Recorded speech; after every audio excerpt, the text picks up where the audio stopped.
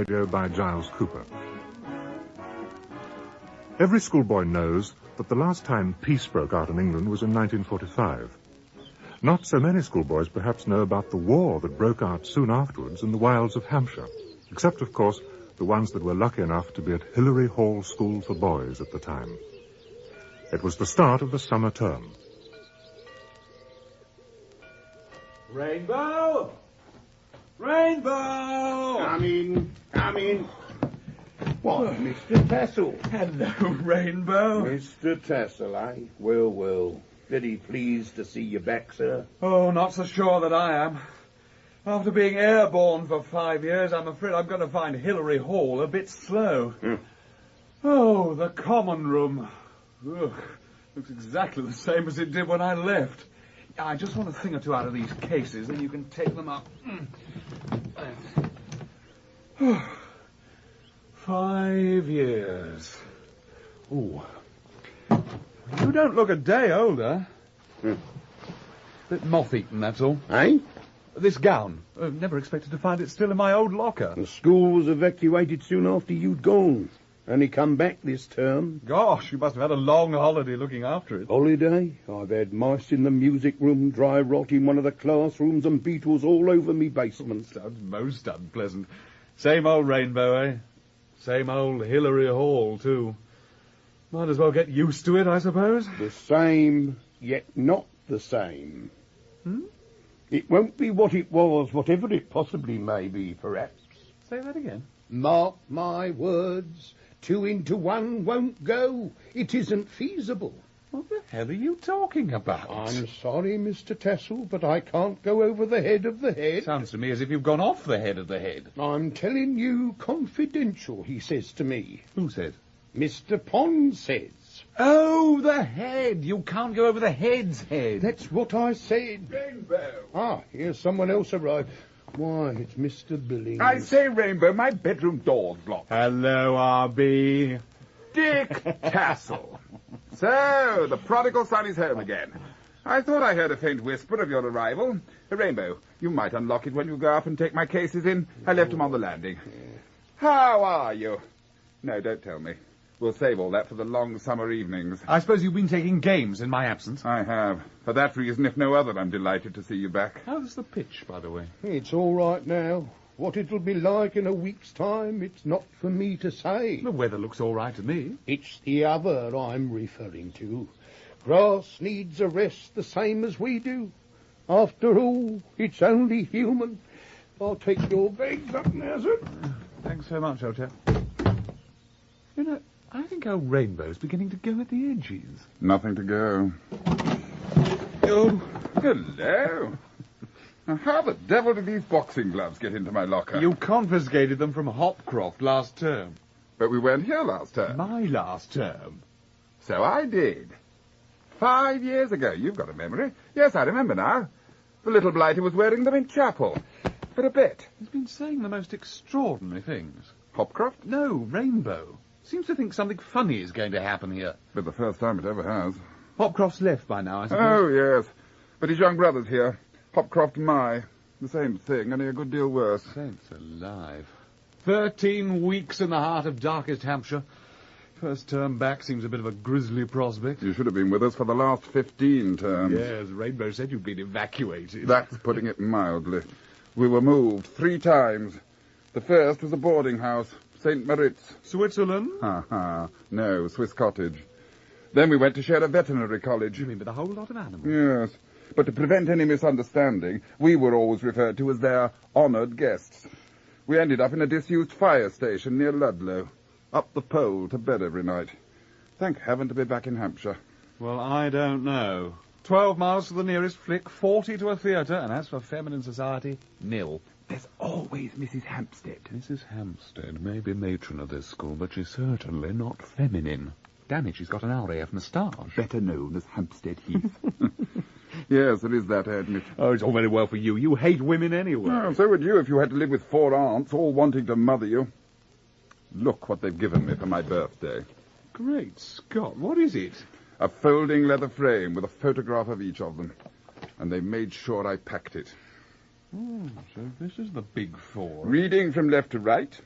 Aunts Flora, Nora, Dora, and Ethel. By Ethel. I don't think my grandmother expected her. Good afternoon, gentlemen. Afternoon, Headmaster. Hello, sir. A return of the warrior, eh? Splendid. Delighted to be back in harness, I've no doubt. Oh, yes, rather. Capital. We've all pulled together in the past, and I'm sure we will continue to do so in the circumstances about to prevail. In the what? Of course, you haven't heard the news. It was very sudden indeed. In fact, I've not had time to inform the parents as yet. Nothing bad, sir. No, inconvenient, shall we say. No more. I received the following 2 days ago from the Ministry of Evacuation. Dear sir, do sit down. Under the Emergency Powers Act, 1940, subsection 3, paragraph 15, schools, boarding and private, elementary and preparatory, secondary, kindergarten and grammar, this ministry is empowered to allocate educational premises.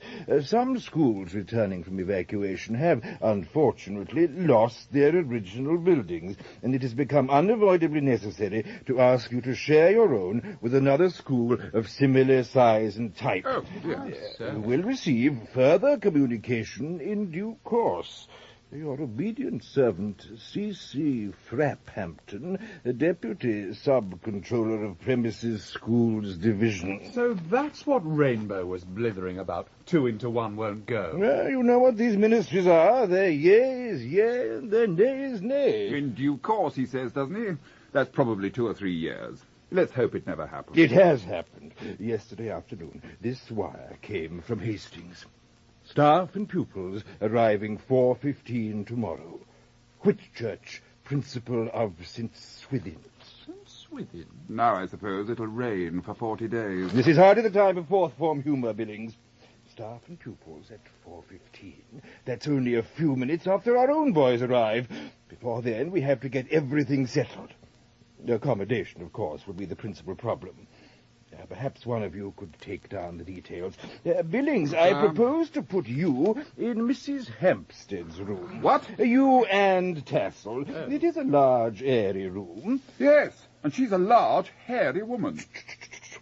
Mrs. Hampstead's peculiarities are neither here nor there. They may not be here, but they will be there. Surely we shan't be as overcrowded as all that. It will be a severe squeeze for everyone. Well, I refuse to do any squeezing in Mrs. Hampstead's room. I'd rather go back to my aunt's. Billings, if you're going to be unreasonable from the start... Unreasonable? Mrs. Hampstead agreed most readily. Oh, did she? She made no difficulties whatever about moving into your room. Into mine? Oh. Objection overruled. Same here. We must try to remember, gentlemen, that we are the hosts on this occasion, since Swithin's are our honoured guests. Kindly bear that in mind. Honoured guest. Now, we have matron in your room, and you two in hers. Make a note of that, Tassel. That leaves Tassel's room free for the St. Swithin staff. They'll certainly have a squeeze. For one of their staff. I'm not quite certain about the rest. There are no more rooms in the staff wing. Except yours, of course. Mine? Yes, it's the largest and airiest of the lot. Quite a few of them could sleep in there with you. Not with someone in my position. What position do you sleep in? My position as headmaster. Well, perhaps you could share with their headmaster. Whitechapel, or whatever his name is. I suggest we leave the question of my room for the moment, Billings. We must avoid favoritism at all costs. I hope that is clear. Clear as crystal. Good. Well, then it occurred to me we could probably sleep most of their masters in the carpenter's shop. How does that strike you? I think you've hit the nail on the head. Convenient, too. They could make their beds and then lie on them. There will be no shortage of beds, Billings. We have all those camp ones up in the loft. We can set up the requisite number in the carpenter's shop, and the remainder will do for the boys. Our boys? No, theirs, naturally. The only question is where to put them. Our boys could give up one of the dormitories, I suppose. It seems a pity to move them. Yes, just what I was thinking, but where else could they go? I mean, there isn't anywhere. That passage in Sea Wing is fairly wide, and there are doors at both ends. So there are. Excellent idea, Billings. Sea wing? Outside the stinks room, do you mean? Don't be irrelevant, Tassel, please. If the passage in question runs past the scientific laboratories, what of it? It may be a little awkward for our science classes, but we must put up with these things. After all, St. Swithins are our honoured guests. That's settled then. Master's carpenter's shop. Boys' passage outside stinks. Any over can always sleep inside. That is true. And I suppose they can all use the sinks as wash basins. Which sinks? The sinks and the stinks. So they can. I'm glad you thought of that. I was afraid they'd have to do without. There's so much for sleeping quarters now, for meals. As far as I can see, a cook will simply have to stagger them. That won't be difficult. I don't quite follow, sir. Simple enough. We shall have a first and second service. Oh, like the railways. First service hot, second cold. Oh, I was proposing the same menu for each. So was I. I see your point. Yes, well, I expect they'd like to lunch at 1, so as a matter of courtesy, we might take the first service at 12:30. Next, classrooms. I'm afraid we shall have to allot them some of those. Unless they worked a night shift or something. There's no need to be flippant, Tassel. Right, I have the classrooms worked out already. Upper fourth combines with lower fifth, lower third to upper fourth's room, upper fifth and middle fourth to upper third, fifth to sixth, and vice versa. I think that's quite straightforward. Oh, quite. What about remove? Remove stays where it is. Beg pardon, sir. The bus is just arriving. Bring it in. No, I mean there are 2 parcels of books on it for me. Just put them in my study, Rainbow. Come, Billings, come, Tassel. We must see the boys in. Is the bus by the back entrance? Yes, sir. Good, we'll go round by the terrace. I shall address the school myself after roll call, but in the meantime, I would like to prepare the boys for the coming invasion.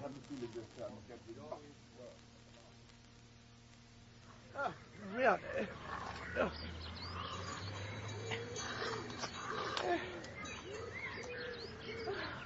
Answer comes there none, Miss Richard. Oh, nonsense, my dear Gossage. There must be somebody here.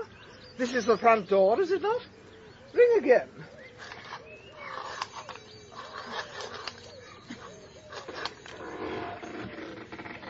The door's open. Then we will enter.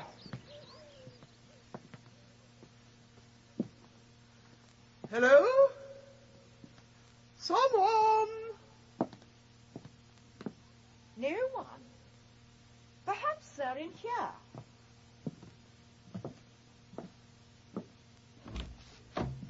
Oh. Yes, the staff common room, I can only suppose. Encouraging. Outside, no answer. In here, no staff. Not very home from homey, is I it? warned you, my dear Gossage, one cannot expect other schools to provide the home comforts of St. Swithin. Oh, I know, Miss Richard. Still, I think they should make an effort. After all, atmosphere's jolly important. So is someone to answer the door. Hey there! Cooey!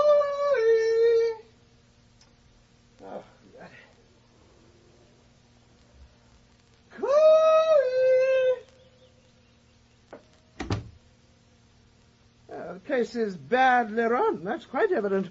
We shall have to put a stop to that. Idle servants beget an idle staff. Spreads to the girls, and before you know where you are, your model tone is in ribbons. Ugh, dust everywhere. You wouldn't think any mistresses worth their salt would tolerate such a barracky old com. Still, I expect we can soon jollify it up a bit. The room, possibly. Its occupants, I very much fear the worst. Oh, they play cricket. Oh. Look! Oh. Yes, so it would seem. You know, I'm afraid we shall have trouble with some of the girls. Netball in summer makes them absolutely melt. I thought that subject was closed, Miss Gossage. Melt or not, St. Swithins has always played netball winter and summer. Cricket is no game for growing girls. Most calls play it nowadays. If other schools choose to ruin their girls' figures, let them do so. Cricket thickens the biceps, enlarges the bust, and makes for very large hands and feet. We don't really know that it does. Don't we? Look at these boots. They're big enough for Don Bradshaw or Bradfield or whatever his name is. Miss Richard, look what else they've got here. What are those things? Boxing gloves. Pugilism. You don't suppose they teach it here? Well, I don't suppose they wear them for walks. Of course, self-defense is valuable to any girl, but of a ladylike kind. My jiu-jitsu classes are equal to anything. Well, that explains the cricket, anyway. After a pummeling in the ring, I doubt if the girls have any figures left worth bothering about. Oh, here comes some sort of porter. And about time, too. Good afternoon, my man. Good afternoon, madam. You are the school porter, I take it? Porter and groundsman. Name? Rainbow, madam. Oh, well, you can't help that. I hope in future you will answer the door more promptly. I was out at the bus, madam, getting these books. That will do. I want to see the principal immediately. The head's busy at the moment with matron.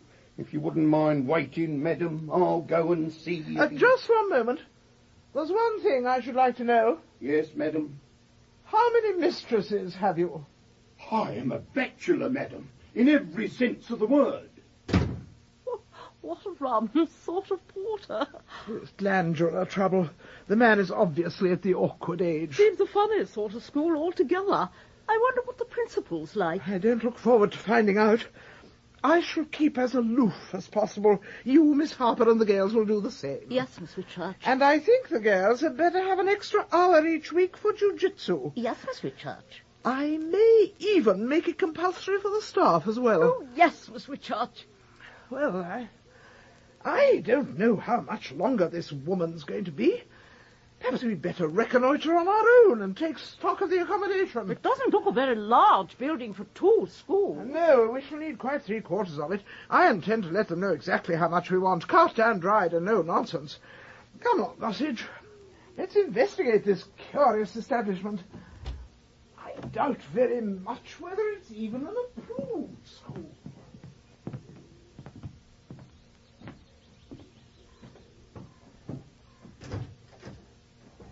Hello? Them women have gone. Rainbow, did you bring them in? No, sir, they come of their own accord. Don't be sarcastic, Rainbow, please. Where are they? Gone of their own accord, too, it seems, sir. My books? No, sir, the ladies. What ladies? Well, there was 2 of them, sir. I think they was wanting, and they was wanting you, too, sir. I'm expecting no one.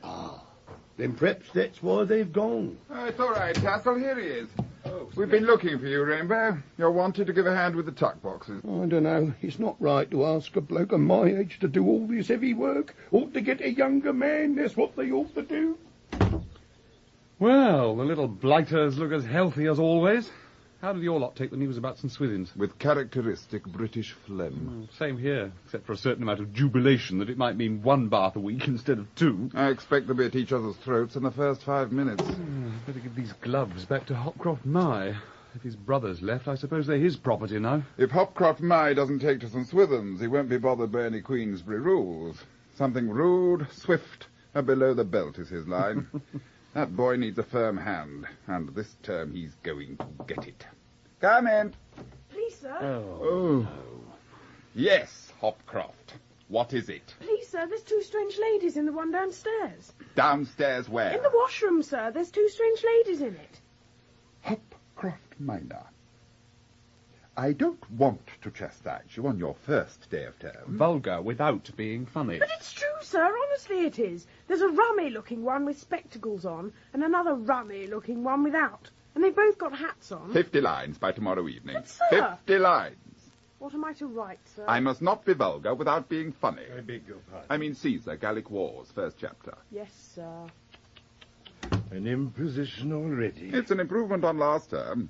I had to give him one then before we even left the station. Yes, a difficult boy, Hopcroft. Oh, by the way, one of the new boys, Souter his name is, I've had a letter from his mother asking particularly that he should not be pampered. That's a bit unusual. He's been to one of those advanced schools, girls of all ages, preparatory for boys. Sounds very advanced. Possibly, yet the boy's backward in his work. I'm not surprised. Mr. Souter, in particular, looks to us to eradicate any trace of feminine influence. Leave him to me. Don't worry, Head. You'll have to look a long way for feminine influence in this part of the world. Quite.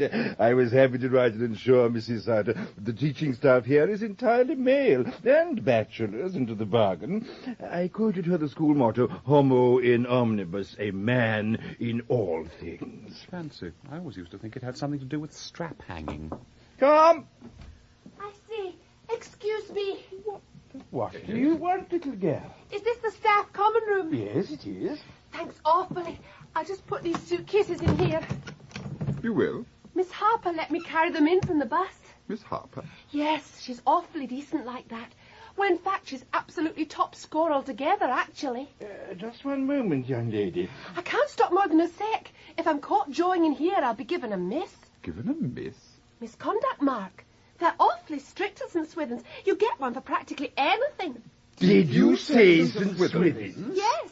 I suppose you're Hilary Hall. Rotten luck. They don't let parents come down on our first day. I say, I must fly, really. Wait, please. Are we to understand that you are a pupil at St. Swithin's? That's right. I'm in the lower fifth. Barbara Cahoon, not spelt Colquhoun. Do you mean to say they have girls at St. Swithin's? Well, I should hope so. It's a girls' school. It's a what? It can't be. Of course it can't. This is a female Hopcroft of some sort. Now look here, girl. Can you truthfully stand there and tell us that St. Swithin's Hastings is a girls' school? No, St. Leonard's. There you are. You said St. Swithin's just now. St. Swithin's, St. Leonard's, silly. St. Swithin's Hastings is boys, and we're girls, see? Oh, it's quite easy, really. So long. I don't suppose she's telling the truth. Well, we can easily find out. There's a school's directory in here somewhere. Why I came from Hastings, of that I'm positive. Here we are. St. Leonard's. See, under Hastings and St. Leonard's, they're both under the same heading. Well, that explains the wire. Hastings and St. Leonard's. S.C. Ah, here we are. St. Alfred's, St. Arthur's, St. Bride's. S. I'm looking under S. St. Essie means SS. Don't hiss at me. Ah, here we are. St. Swithin's Boys. Boarding. Boys, there. That's the one in the wire, of course. Headmaster, O.J. Philpott. And that isn't the one in the wire. No, that was old Whitechapel. St. Swithin's Girls. Boarding. Principal, Miss Evelyn Whitchurch, M.A. Oxon. Oh. Well, that seems to settle it. But it's impossible. We can't have a girls' school here. You've got one. The ministry must have put its foot in it. We must contact them before the females arrive. They have arrived. You saw that Cahoon thing, not spelt Colquhoun. Oh, good gracious. And that's only a sample. There'll be girls and mistresses all over the place. Committing misconduct marks in all directions. We'll be engulfed in hockey and cocoa. Heaven forbid. Of course, the wanting women. The what? 2 of them, and Rainbow said they were looking for me. One with spectacles on and one without. And they both got hats on? Heaven knows. But if one's that Whitchurch woman and she's at large, goodness knows what she may be up to. She may be anywhere. Try the one downstairs. Well, this is a nice thing, I must say. So must I. The more I think about it, the nicer it seems. Here was I moaning about the lack of feminine society, and what happens? St. Swithin's from sunny St. Leonard's-on-Sea. I'm surprised at you. What do you mean? If your idea of feminine society ranges from 7 years to 14... Oh, don't be a chump. It's mistresses I'm thinking of. School mistresses. Have you ever met any? No, I don't think I have. I thought not. They fall into 2 groups. All of them? All of them. Group 1, the battle axe. Baleful, brady, and belligerent. Group 2, the hearty Amazon. Healthy, high school, and hail fellow well met. Oh, damn it. There must be some attractive ones. None. What will you bet me? Anything you like. I can't lose. How much do you want on the St. Swithin's lot? £5? Well, 5 bob. Done.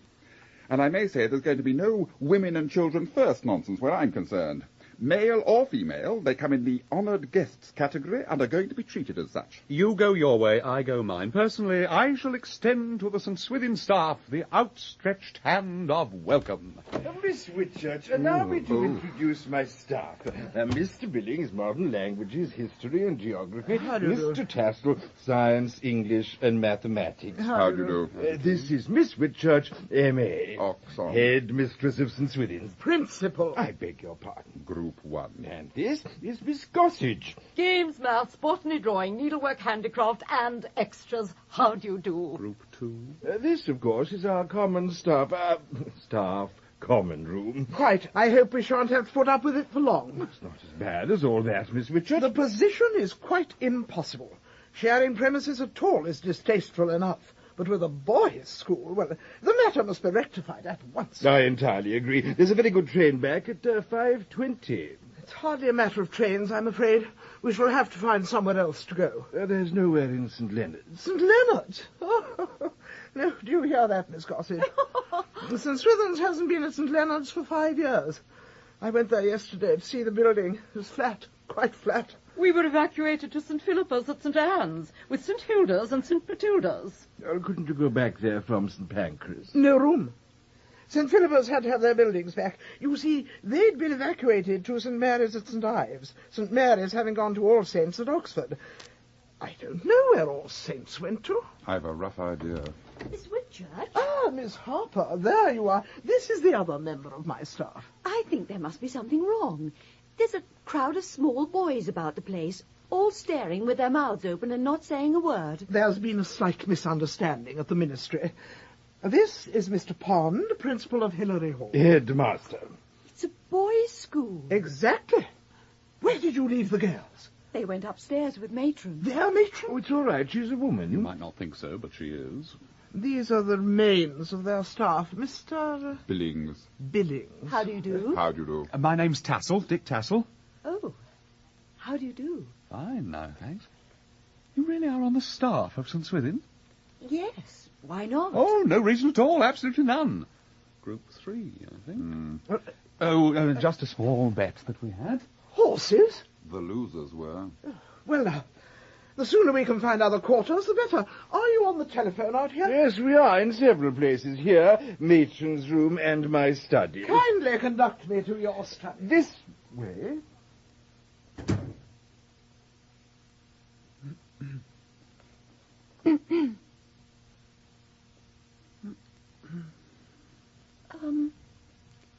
Oh, Mr. Tassel. Yes.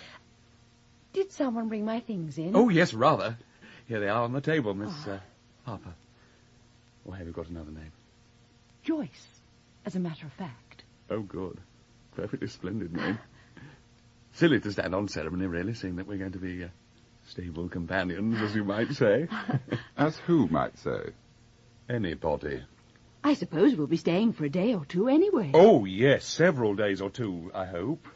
I think I'll take my suitcase upstairs. Oh, you can't possibly manage it. Let me carry it for you. Oh, thank you. But I say, Harper, we don't know yet where our bedrooms will be. Second corridor on the left, far end. Don't be silly, Billings. That's the carpenter's shop. You'll be sleeping in my room, Joyce. What? I beg your pardon, Mr. I Tassel. mean, well, come with me and I'll explain. Thank you.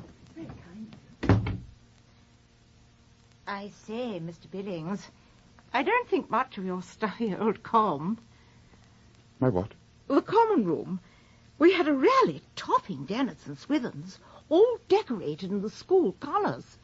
But then men on their own are so helpless. What are your school colours? Blood and orange. Ah, the pale blue and puce. Spiffing. They are rather. Of course, crimson is more my colour, really. Oh, I wouldn't say that. It's a pity we won't be staying, isn't it? Is it? Yes. I hoped I might convert Miss Whitchurch to cricket. A bit old for it, isn't she? Oh, for the girls, silly.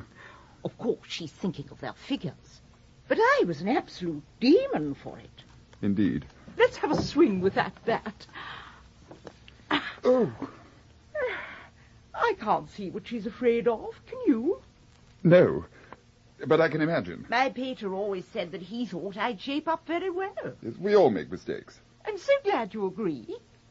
Perhaps before we go, I can try my hand out on the pitch. I used to be quite a wizard at Yorkers. Still, I dare say you'd hit me for 6. I'd have a good try. Gossage! What do you think you are doing? Oh, just getting my hand in, Miss Whitchurch. Mr. Billings was just saying that he thinks cricket would be a ripping thing for the girls. Yes, what I really meant was that I could see it got results. Oh, never mind about that now, Billings. Please, we've got other things to think of which to think. All this is playing havoc with my grammar. Oh, my goodness, we never made any arrangement about meals. Still, perhaps they'll be able to sort themselves out. What did the ministry say, Miss Whitchurch? I spoke to 3 different grades of civil servants, telling them to do something immediately, and they all refused.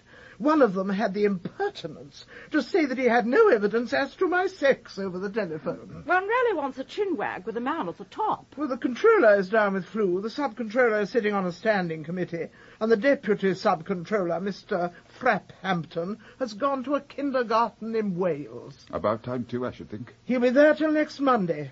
Until then, nothing can be done. So, just for a week, we shall have to accept the present state of affairs. Now, about accommodation, we haven't much to offer, I'm afraid. We shall cheerfully put up with the best you have. Well, thank you. Well, I have made out a tentative list. And I've made out a definite one. Here are our exact requirements, no more, no less. Oh. It's quite clear, I hope. Oh, quite. May I see yours? Well, I don't think I should bother. It's a little too tentative. There you are, Tassel. I wondered where you'd got to. I'm just showing Miss Harper her room. What's the news from the ministry? Most disappointing.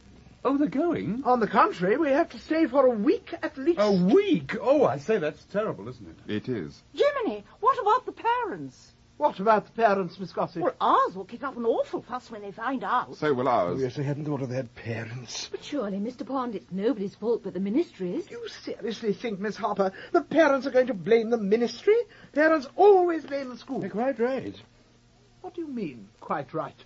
Well, I'm not approving, I'm agreeing. Quite right. Need they find out? Let us home. We must appeal to their sense of public duty, apart, of course, from censoring their letters. And we shall do the same. It's the only way to prevent a leakage. I say, it's going to be a full-time job steaming them all open. Miss Gossett, you don't seriously suggest that St. Swithin should stoop to steaming. Well, I don't see how else it can be done. The girls will be told to leave their envelopes on stock, on hygienic grounds. Personally, I prefer to be quite open about it. I shall tell the boys that we intend to check their spelling. What could be more open than that? Well, I'm sure we shall all try to make the best of things. Boys, girls, masters and mistresses. Yeah. We certainly will, won't we, Miss Harper? We certainly will, Mr. Tassel. It'll be rather a sticky wicket, but we'll toe the line and turn up trumps, won't we, Mr. Billings? Oh, suppose we shake on that, on behalf of Hilary Hall. Floriat St. Swithin. Floriat St. Swithin's, Joyce. Homo in omnibus, Tassel. Splendid, splendid, splendid. Excuse me, sir. Yes, what is it, Rainbow? Will you ring for the doctor, sir, or shall I? The doctor? Yes, sir. And an ambulance, too, I'd suggest. We're going to have some casualties. Explain yourself, Rainbow. I rang the T-bill. The young ladies come in first. The young gentlemen didn't take very kindly to that. They're in the dining room now, both lots. Eating? Eating each other, if you ask me. Just open the door and listen. There was only words at first, but after the first fish cake was thrown... They're throwing fish cakes? And the sauce along with them. Oh, they're getting warmed up now. Oh, my goodness. Oh, my God. Which way? Follow me. Quick, we must hurry. Ring the bell for silence. Rainbow? Yes, sir. You didn't happen to see who threw the first fish cake? Hopcroft Minor. Ah, you might give him a message from me. A message, sir. Tell him I've cancelled those 50 lines.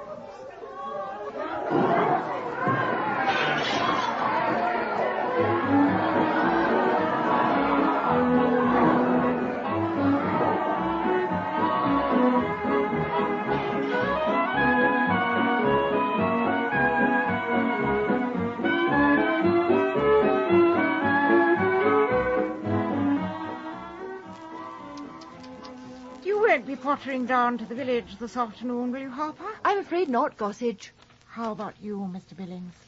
I've had neither the time nor the inclination to potter anywhere in the last 3 weeks. As soon as I've finished censoring letters, all I can do is to throw myself on my bed in the carpenter's shop and try to get some sleep. 3 weeks of it and another 10 to go. But it's an easy job, censoring. Little blighters write the same letter home every week. The only thing that changes is the date. And the excuses for more pocket money. Talk about tact. Listen to this one from young Souter. Dear Mother and Father, this is a very nice school. Mr. Pond, the headmaster, is very nice. So is Mr. Billings. Mr. Tassel is very nice, too. No more news now. Your loving son, Cyril. P.S. Matron is also very nice. Oh, get on with it, Tassel. Billings. My word, the lower third's fancy work is coming along like Billy-o.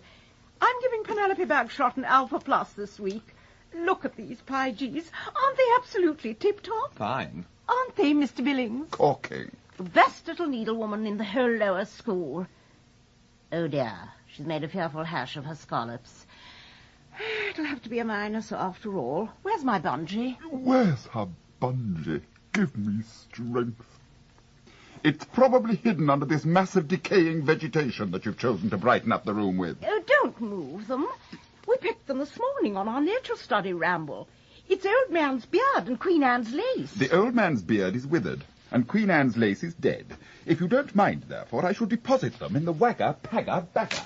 You are a bear with a sore head. Must have got out of bed the wrong side. He did. A sore head was the result. He hit it on a vice. As a bedroom, the carpenter's shop has its disadvantages. All the same, I don't know why you got out that side. Because on the other I trod on a chisel. A St. Swithin's chisel at that. Reminds me, I must get some new skin from Mrs. Hampstead. Her gussets are miles too large. Mrs. Hampstead's gussets are entirely a Hilary Hall affair. Well, these aren't Mrs. Hampstead's. They're Audrey Thompson's, poor child, all thumbs. Quite apart from her gussets, she simply will not neaten her necklines properly. Her smocking is shocking, and last week she had to untack every one of her tucks. Oh, by Jove, it's getting on for Netta's time. I must dash and change. Cheerio! Any change would be for the better. No more news from the ministry, I suppose, Miss Harper? None. Miss Whitchurch spoke to them this morning. So did Pond. Same answer as usual, receiving immediate attention. It's been receiving that for the last 3 weeks. 3 weeks of Audrey Thompson's gussets, sawdust in my bed, lunches consisting of cold hot pot. Greedy little blighter. What? Not you, Hopcroft Minor. Writing home for another tin of golden syrup. He had a full one at tea time yesterday. Mr. Pond? Mr. Pond! Now what's happened? Mr. Pond! Mr. Billings, have you seen Mr. Pond? He's in his study. He hoped you wouldn't mind. Pond! I think he's correcting prep. I can't help that. He's got something else to correct now. Pond! Did you call me, Miss Whitchurch? I did. I'm sorry, I was in the study. I didn't mean to trespass. It's an outrage. Oh, come now. I seldom do use the study. Never mind about that. A gross misdemeanor has been committed. A misdemeanor? Against my girls. And one of your boys is responsible. Good heavens. Which one of your girls was it? Not one, Mr. Billings. All of them. Oh, good gracious. Good going. What happened exactly? Or can't you tell us?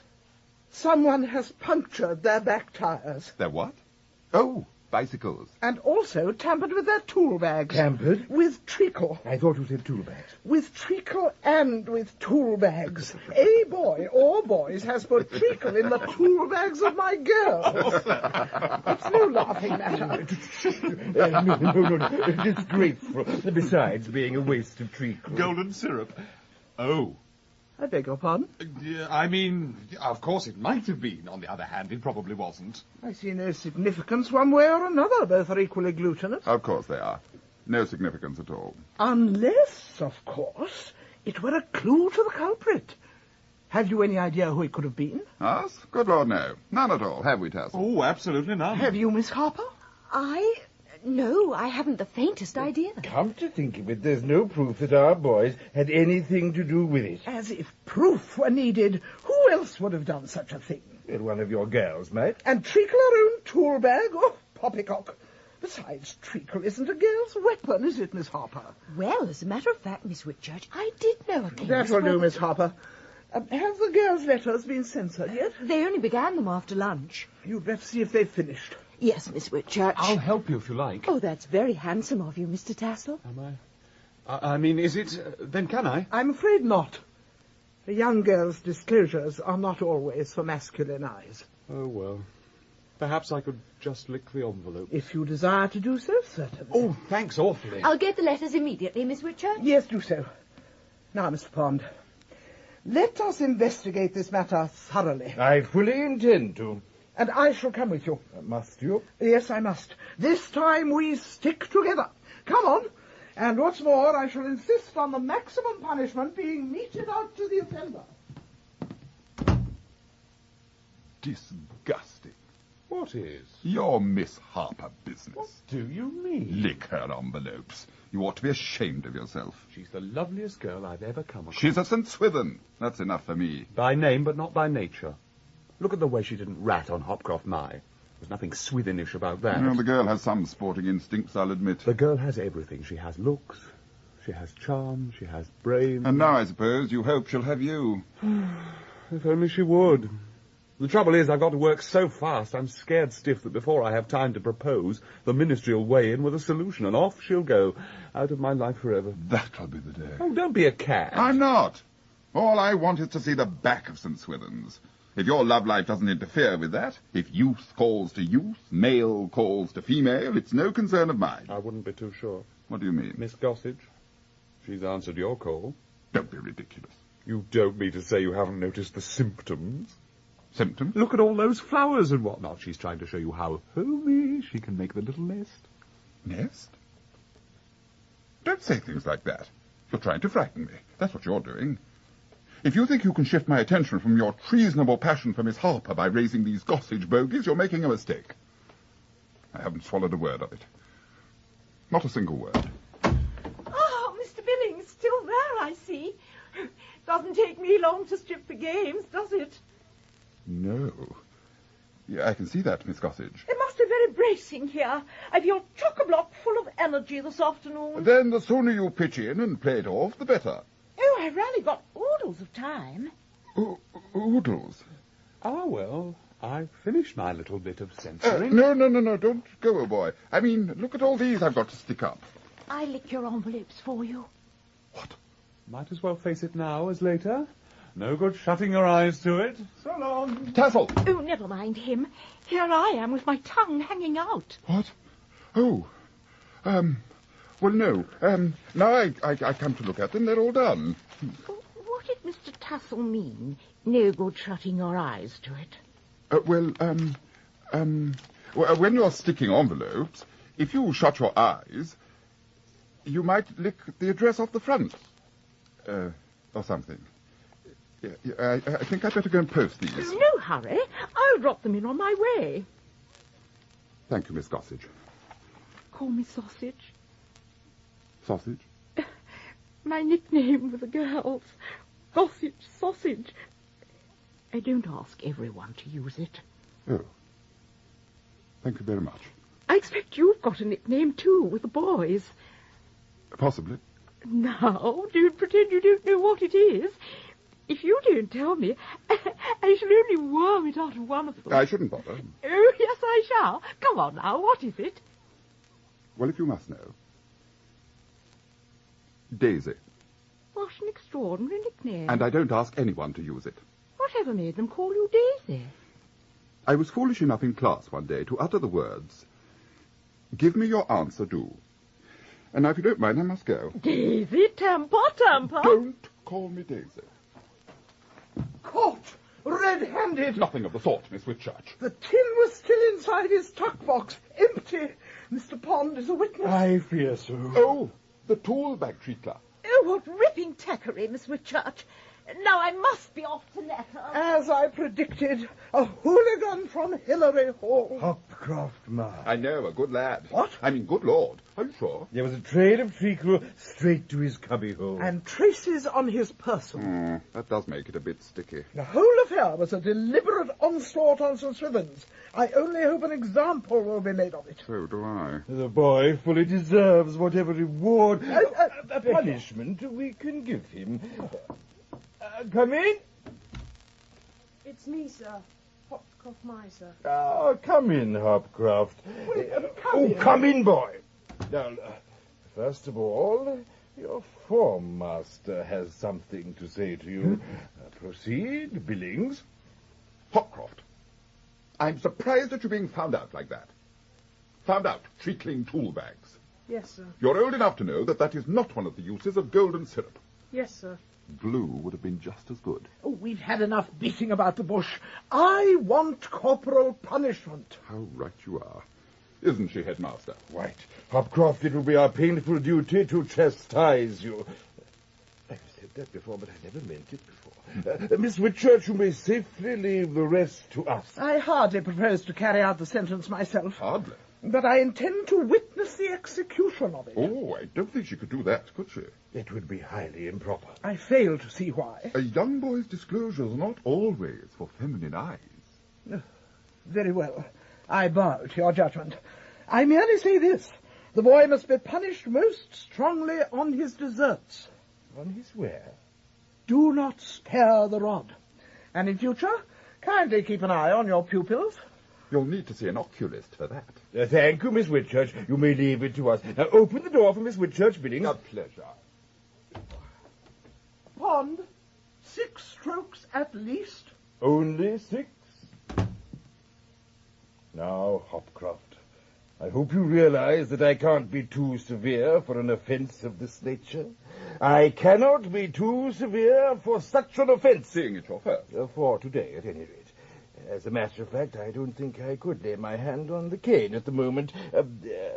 Billings, come over here. What do you suggest, Billings? 50 lines. It sounds rather a lot. We could keep him in, of course. On an afternoon like this? Well, just for a little while. 15 minutes? 10, anyway. Right.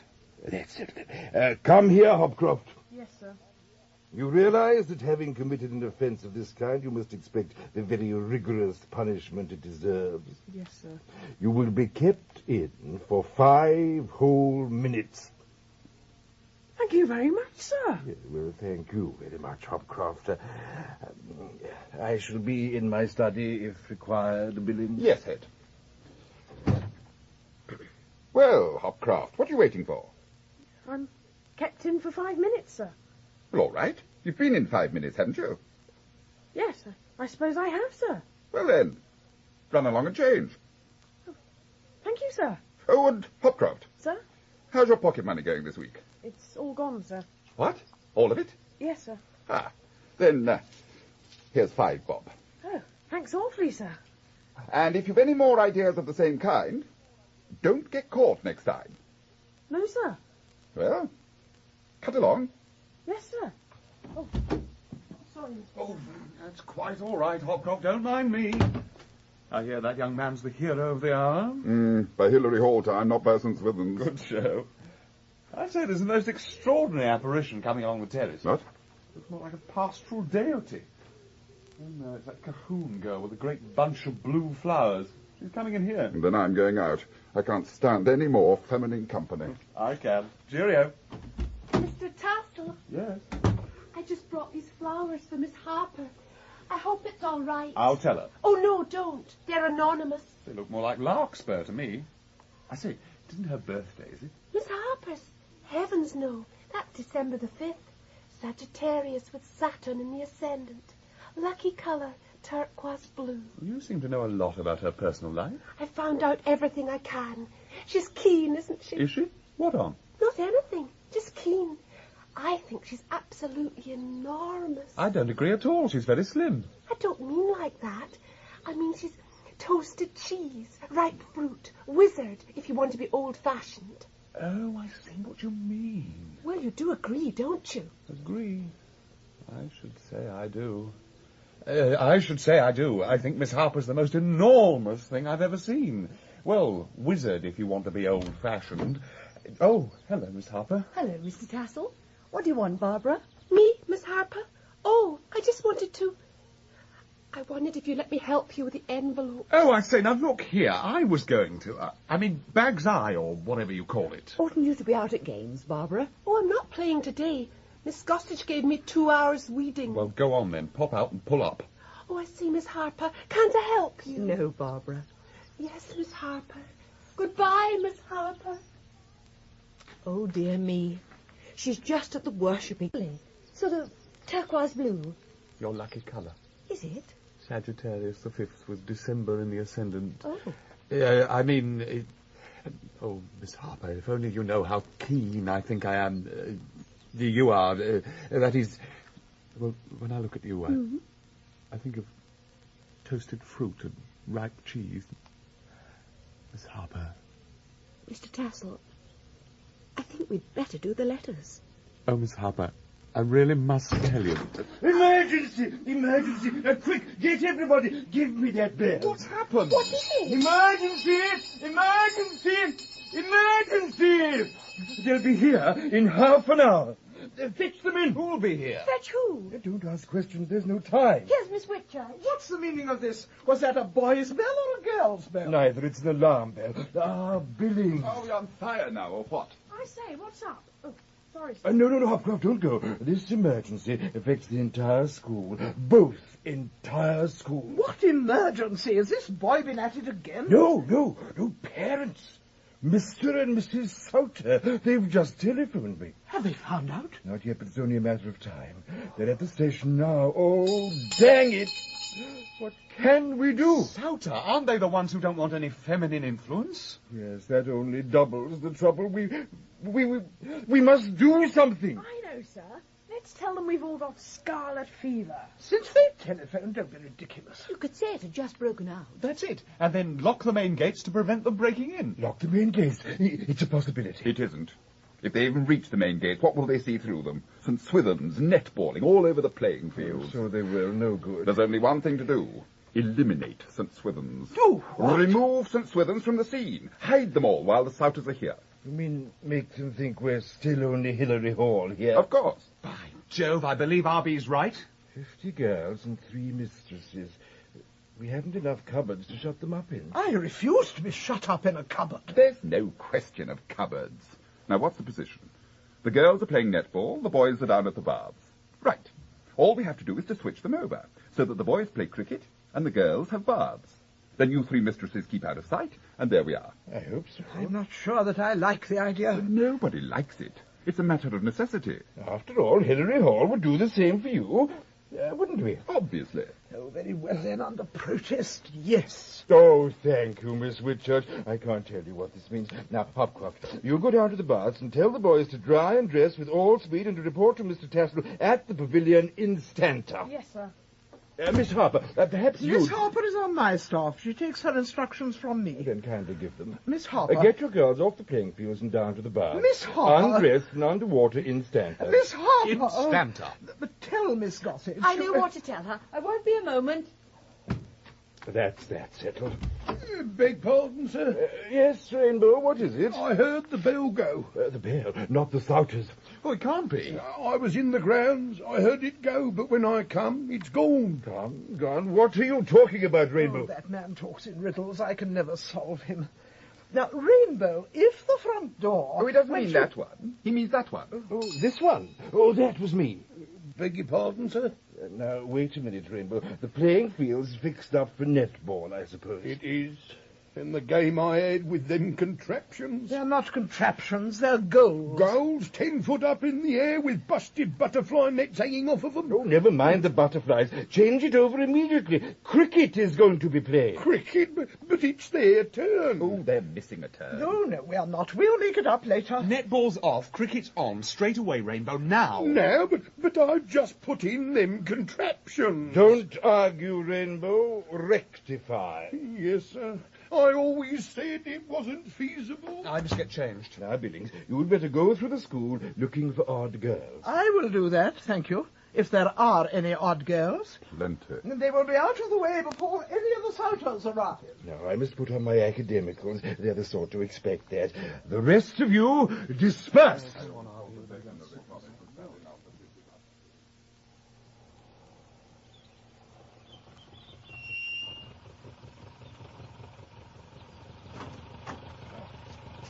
Here we are, here. Are you sure we've come to the right door? This looks like the back of the building. I expect we'll be able to find our way. Thank you, driver. Thank you, Vicar. I don't see any girls. Oh, yes, there's one. Weeding on the terrace. Excuse me. Yes? I don't know your name, I'm afraid, but this is St. Swithin's, isn't it? Yes, and I'm Barbara Cahoon, not spelt Colquhoun. Oh. You're Mr. and Mrs. Peck, aren't you? Julia's parents. Yes, that's right, and we're looking for Miss Whitchurch. You see, we decided to come down quite suddenly. Doesn't she know you're coming? No, it's quite a surprise visit. Gosh, it certainly will be. I say, what a piece of gruesome. A piece of what, dear? A smack in the eye. I'll go and look for her if you'd like to wait in the staff room. Through those French windows there. Oh, thank you.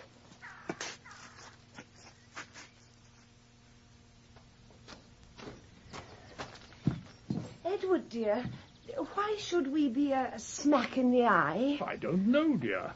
Or a piece of gruesome. I suppose this is the room she meant. Seems quite familiar. Oh, I beg your pardon. Not at all, not at all. Do come in. My name's Tassel. I'm the games master. Well, you managed to get here very quickly. Well, I'd hardly say that. Did you say you were the games master? That's right, just off to start a cricket match now. Cricket? Yes, we've got a pretty good team this year. I've been putting them through it thoroughly down at the nets. Putting them through it? Rather. You needn't worry about mollycoddling here, I assure you. Cold bath every morning, good stiff run twice a week, boxing, fencing and all that. We knock the nonsense out of them right from the start. Couldn't they get anyone else for games? I beg your pardon? A mistress, I mean. But they didn't want a mistress. Miss Gossage has gone, I take it? Miss Gossage? Miss Whitchurch has always been so much against turning the girls into tomboys. Look here, you are Mr. and Mrs. Souter, aren't you? Oh, no. Our name's Peck. I suppose we should have warned Miss Whitchurch. We're Julia's parents. Oh, Julia, of course. How silly of me. Dear little Julia Peck. Well, she's 5'4", you know. Oh, yes, I know. Dear, large little Julia Peck. No sign of those blasted parents. How do you do? My name's Billings. I'm... The school doctor. What? Mr. and Mrs. Peck, parents of Julia Peck, one of the biggest girls in St. Swithin's. St. Swithin's? Yes, of course. Julia Peck. But what happened to Dr. Gunn? Gunn? Oh, he went off very suddenly. And how is Julia? Very well. Very well indeed. Dr. Gunn always said her stamina was so small. Yes, I've noticed that myself. Curious, when the rest of her is so large. She seems to have very little resistance. Well, of course, there are a lot of girls like that. I hope, Doctor, you haven't allowed her to take part in any of these rough games. Rough games at St. Swithin's? Why, you don't know Miss Whitchurch. Here is Miss Whitchurch. I'm too late. Too late to introduce us, yes. We've done it for ourselves. It was something of a surprise, Miss Whitchurch. But I suppose what must be, must be. But I'm glad you take it that way. Very glad. Of course I'm taking steps to part company with the boys at the earliest possible moment. The boys? Yes, Miss Whitchurch calls us that for short, doesn't she, Dr. Billings? Doctor? Oh, yes. Quite, yes. They're both only temporary. We were a little worried about Julia, Miss Whitchurch. That's why we came down so early in the term. The letters didn't seem as frank as usual. Strange, of course. I don't know how frank they used to be. We thought she might be hiding something from us. Oh, I hardly think that. After all, what could there be to hide? Oh, good afternoon, good day to you both. I'm Pond. Who are you? Good heavens, who is this man? This is Mr. Pond. Mr. Pond? I don't think we've met. No, of course, you won't have. They were married in the holidays. Married? Who? Mr. Pond and Miss Whitchurch. That's only her trade name now, isn't it, Mrs. Pond? Well, yes. This is a surprise. Congratulations. Yes, indeed. The Dickens are my parents. Really? Well, this is a pleasure. How do you do, sir? And may I call you Mother? What? You mustn't feel you've lost your daughter, but rather gained a son. Lost our daughter? Perhaps one day we shall bring you back the patter of little feet. What? It's quite all right, sir. Nothing to worry about, Mrs. Peck. Mr. Pond took you for his wife's mother. Well, really, I know I'm not so young as I was, but I'm hardly old enough to be... Hardly old enough to be what, Mrs. Peck? Now we're for it. Here comes Hopcroft. I told them, Mr. Pond, they're all on their way up, sir. What? They thought I was ragging at first, but I told them... That'll do, Hopcroft, and I'll be off with you. Yes, sir. Who was that? One of my boys. One of our boys. The oldest, of course. But I thought you were only married in the holidays. He may be slow at some things, but he's very quick at others.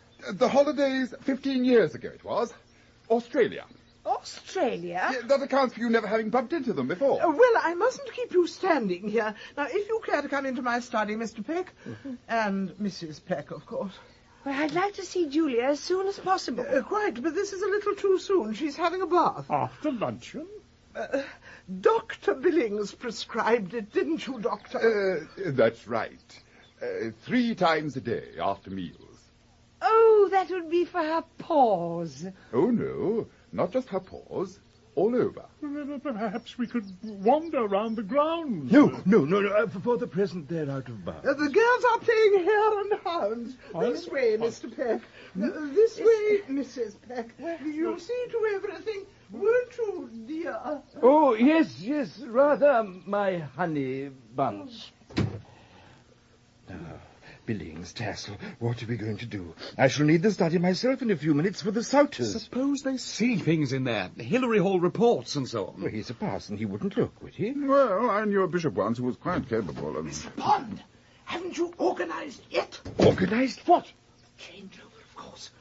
Boys back to baths, girls playing fields. No, stop. I say you cannot do that, Miss Whitchurch. You mustn't. I can, I must, I will. But the Souters will be here any minute. Pecks are here now. First come, first served. You can meet the Souters down the road and divert them through the tradesman's entrance and then put them in the servants' hall. Souters in the servants' hall? Well, tell them it's a temporary waiting room. Then you and the boys will go to the baths, sending the girls up here. Yes, but what about the Souters? Lock them in and say the door jammed. That's ridiculous. Those are my terms. All right. But only if you pack those pecks off as fast as you can. Then make haste. The sooner I get back to them, the sooner they'll be off. Oh, Barbara, come here, girl. Please, Miss Whitchurch, I'm weeding. Oh, well, never mind about that. Find Miss Harper and tell her to come up here. Say Mr. and Mrs. Peck are here. We'll be in the study. Oh, excuse me, Miss Whitchurch. In the study, Mr. Peck. You must see our summer science syllabus. I suppose we'll have to do it. We've no choice. Oh, there's Rainbow. I'll have a word with him. Rainbow! Yes, Mr. Tassel? Come in here, will you? Well, Mr. Tassel? It's about the playing field, Rainbow. Oh, it's all ready for you. Oh, them contraptions. They're harder to take out than what they are to put in. That's good, because you've got to put them in again. But you said cricket... Now, don't argue, Rainbow. Act. This is urgent. The opposite was 10 minutes ago. I might as well wait another 10 minutes. Rainbow? Very good, sir. But I'm going to put me tea kettle on first. That man's getting mutinous. Never mind him. We'd better see about the Souters. We can't lock them in. Of course not. We'll just have to ask them to wait. And hope to goodness they wait long enough. But suppose they start wandering about the grounds with netball in full swing. I've been thinking about that. We can't risk St. Swithin's coming up from the baths at all. We'll tell that sausage woman to take them for a nice long walk. They can go out at the bottom gate. Listen. A taxi. The Souters. Oh, heavens. Come on. Come on, Billings, this way. Mr. Pond, I just thought of another thing. Hello? Now, where have they all gone to? Oi, Rainbow. And what may you want, Master Opcroft? How'd you like to earn yourself half a crown and finish off St. Swithin's? Finish off St. Swithin's? You just try me. What do I have to do? Go down to the bars and pinch all their clothes. Oh. All right. I'll try anything once. What's the idea of getting me to do it? Well, if you do it, I can't get caught, can I? No, I suppose not. What? Hey, now look here. There's someone come from the study. Muskrat. I feel fairly certain that by now that the girls have come back. Why, Rainbow, I didn't expect to see you here. This is our factotum, Mr. Peck. Indeed. Rainbow, haven't you done yet that which you have to do? I was only told 2 minutes ago. I know what you were told. I want to see results. Don't worry, Mum. You're going to. Straight away. He's a faithful old soul, really, you know. You were saying about the girl. Oh, yes, I was saying that I dare say they're well on their way home. They've been out for a nature study ramble. I thought you said they were playing hare and hounds. A nature study embraces both flora and fauna. Won't Julia be out of her bath by now? Bath? Julia's out with the other girls. But I thought you said she was having a bath. At this time of day? Oh, no, I'm afraid someone else is rambling, Mr. Peck. Now, come along. I'll show you the classroom accommodation. This way, Mr. Peck. And Mrs. Peck. But of course it doesn't.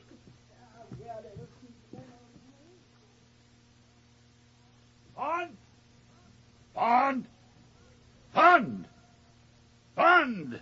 What the devil's happened to the fella? Does he think we're going to wait all afternoon?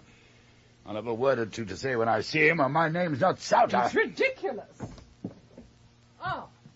This must be the staff common room or something.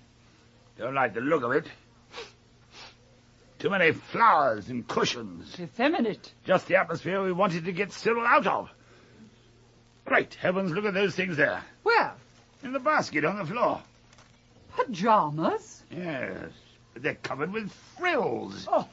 Pond! Ask me, we've been led up the garden path.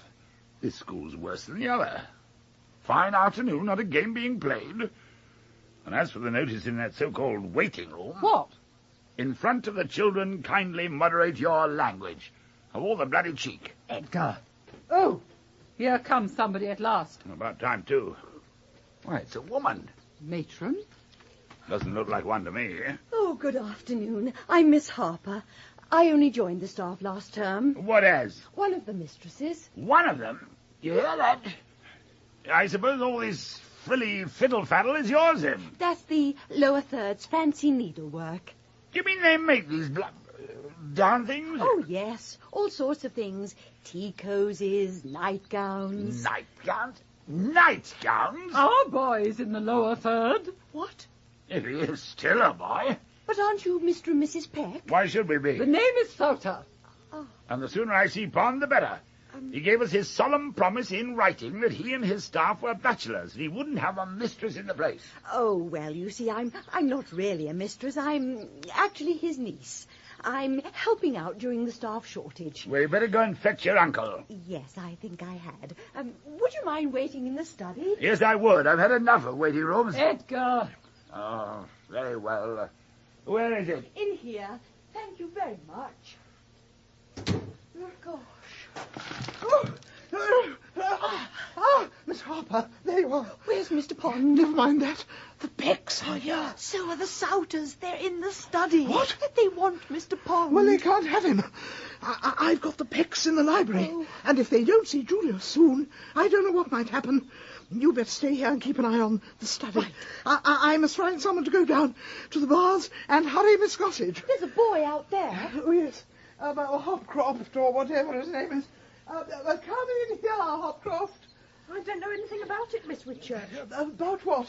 Oh, no, well, never mind. No, go down to the bars and tell Miss Gossage and the girls to hurry up to the playing fields. I can't do that, Miss Whitchurch. At least they can't. Oh, and why not? They haven't got any clothes. No clothes? They've been pinched, taken away. Hopcroft? I didn't do it, I can swear to that. Well, somebody's going to pay for this. £1 crown. What?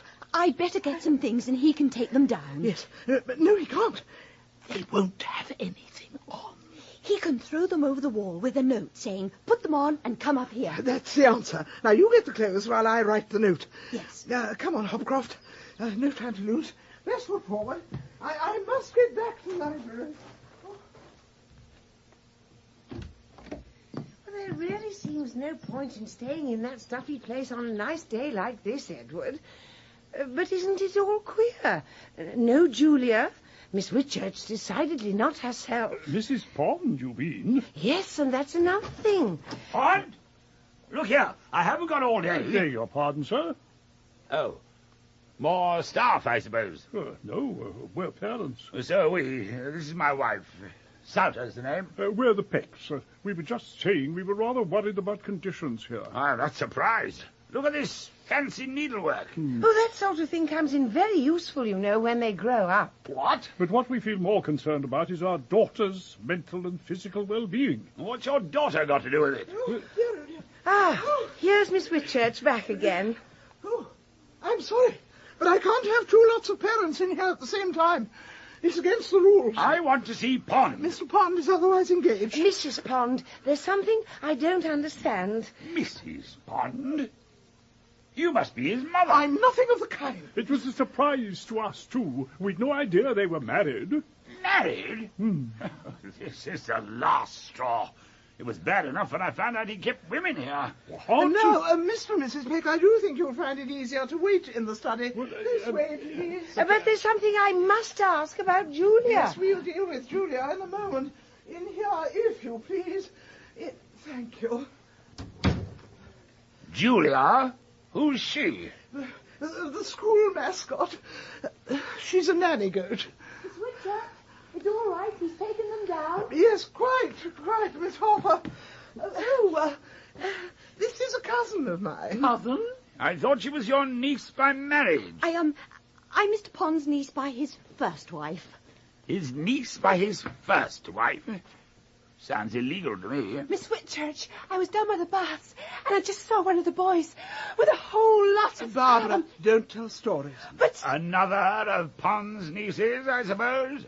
Barbara is one of my little girls. Nothing whatever to do with Mr. Pond. How do you do? I'm Barbara Cahoon, not spelt Colquhoun.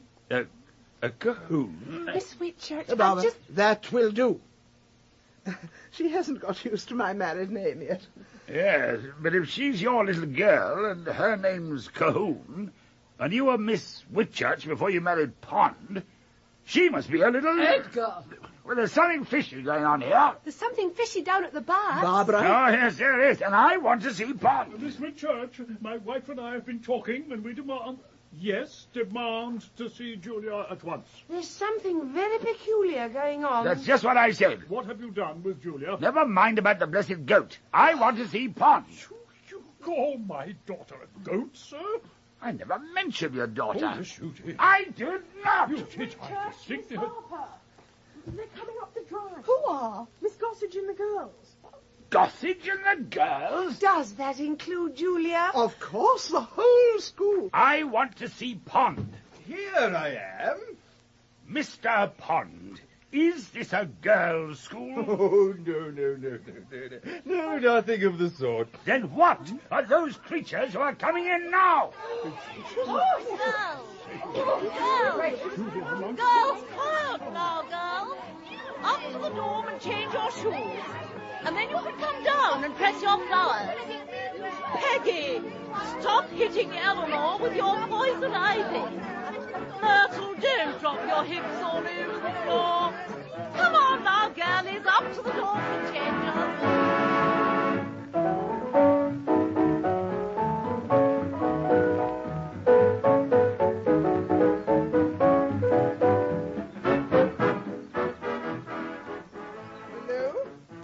Hello? Ministry of the Evacuation? I must have Mr. Fraphampton's home address. What do you mean you thought I got it? He says I must have it. Oh, tut, Miss Whitchurch. Don't be ridiculous. Give me Mr. Fraphampton's secretary. You thought what? Oh, my sainted aunt. But if I were his secretary, would I be asking for her? Oh, this is hopeless. I suppose that is the Ministry of the Evacuation. I am not. I'm speaking to them. Will you get off my line? Hello? Hello? Exchange. Exchange. Found anything, Billings? Not even a cowshed. Exchange. Nothing vacant? Apart from the faces of the population, no. What do you mean, number, please? I'm through to a number. I've been trying to telephone the ministry, or I could get with some fool of a female saying, hello. Hello. Oh. I tell you, I was speaking to London, but some mentally deficient numbskull of a man was on my line. Will you tell me what I can do? For that vulgarity, I shall report you to the supervisor. Give me the supervisor. I shouldn't bother. I should have told you, Miss Whitchurch, that telephone is a party line to the one in my study. And you two were having the party. You mean I've been wasting my time talking to you? And vice versa. If you ask me, it's utterly impulse. How can we produce another set of premises by 6 o'clock? On a Saturday, too, when even the nearest agents are half-day, as well as half-dead. I'd better try again. You haven't a hope. Not now you've wielded the supervisor over their heads. Hello? Let me... Good afternoon. I wonder if I could possibly trouble you to secure me a number. It is rather a long way off, I'm afraid. You can. Oh, how splendid. I want Whitehall, 1111. 11, yes. This is Little Upton, 02. 02. O for naught and T for 2. What? Oh, that's very good of you. Thank you. They're going to ring me. Oh, good gracious, who's that? Oh, Miss Harper. Well, it's obvious they haven't found anything. How did you guess? If I couldn't, with my mind on the job. Now, listen, if you're suggesting Oh, come, this is no time for squabbling and chiff-chaff. The chiff-chaff is a bird, I think. Well, chitter-chatter, then. Now, Mr. Pond's quite right. Now is the time for teamwork. 2 heads are better than 1. Not in this establishment. What did Mr. Peck say exactly? Well, unless we can find somewhere else by 6 o'clock, he'll feel morally obliged to withdraw his daughter and inform all the other parents of his reasons for doing so. And the Souters said the same thing to you, Head? Not in so many words. I can believe that. They must know we can't possibly do The it. Pecks are already packing Julia's things. We might as well start packing ours. Oh, that it should come to this. That'll be the ministry. Give it to me. Hello. Since Swithin's here, I'd like to speak to... No, I'll take it. Oh, you are so rude. Hello. This is Hilary Hall. Said what just now? Oh, very well then, St. Hiddens and Swillery Hall. Yes? What? Speak to them severely. Pitch it hot and That's strong. all. Silence, boys and girls. I mean everyone. Hello? What I said was... What? Oh.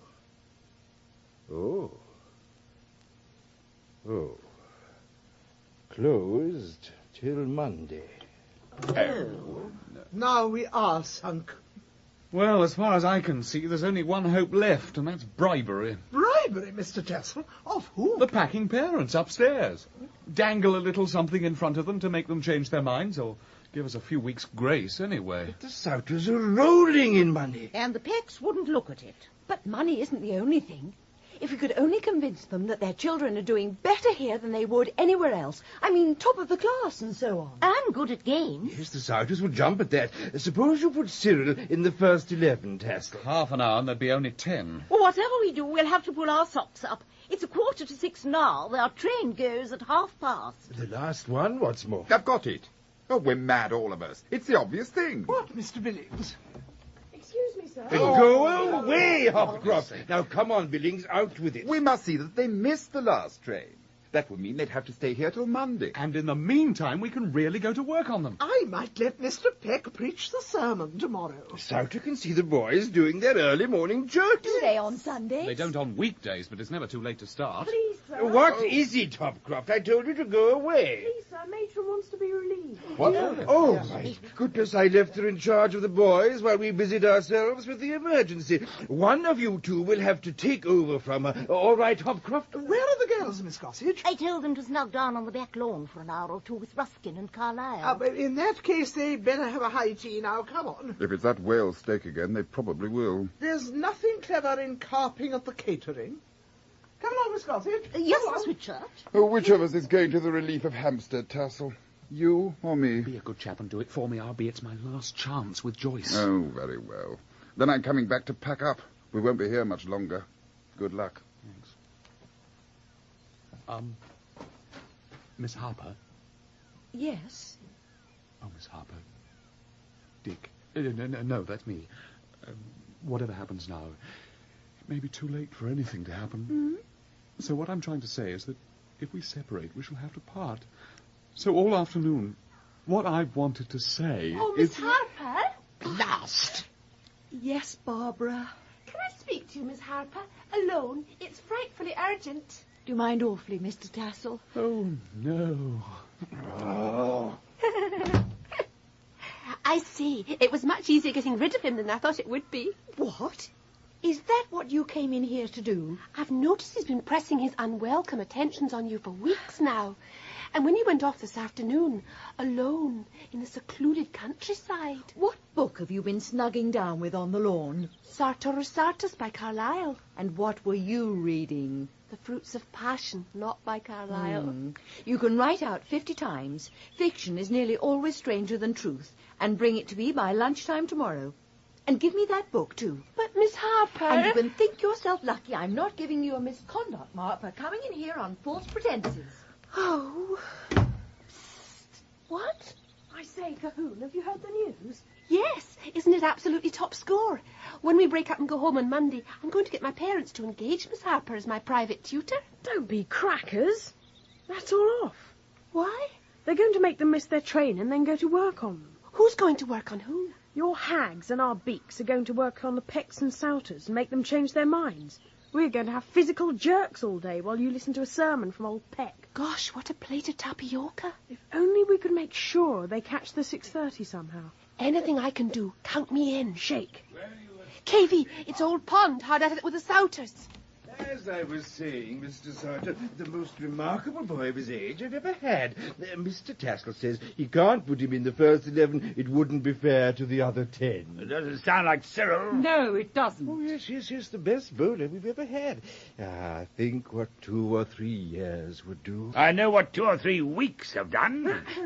Excuse me, sir. Yes, what is it, Hopcroft? There's no one to take prep, sir. Oh, dearie me. And it's quite a bit past 6 o'clock. Why, so it is. Oh, that's all right. You won't miss the train. Run along, Hopcroft, and wait for prep. Now, Mr. Sartre, I'm sure the best thing you can do is to leave the young man with me. Mr. Bond, have you or have you not disposed of that school full of women? Well, not absolutely, but... Bring the boy's luggage down, then. Oh, no. No trouble at all. Here's Billings. He can get hold of the porter. Me, Head?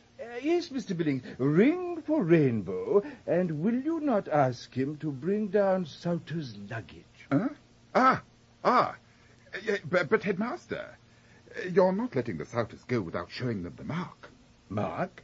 On the pavilion, where young Souter hit our best bowler for 6. Oh, that one! I thought you said Cyril was your best bowler. Our best googly bowler. But, oh, what a batsman. You must come and see the mark, my dear Souter. It won't take 5 minutes. Now, come along. Follow me. Look here, Billings. Don't forget to tell that porter... I know just what to tell the porter, sir. This way, Mr. Souter, and I'll tell you exactly what happened. There was a breathless hush in the close that night. 10 to make, and the last man in. Oh, what a day. Anyway, that's them out of the way for a bit. Now I can get on with clearing out my locker. Daisy! Don't call me that. What are you doing, Daisy? Clearing my locker. What a lot of useless odds and ends you seem to have collected. Yes. I want to avoid collecting any more. Look at this. Last year's calendar. Tut-tut.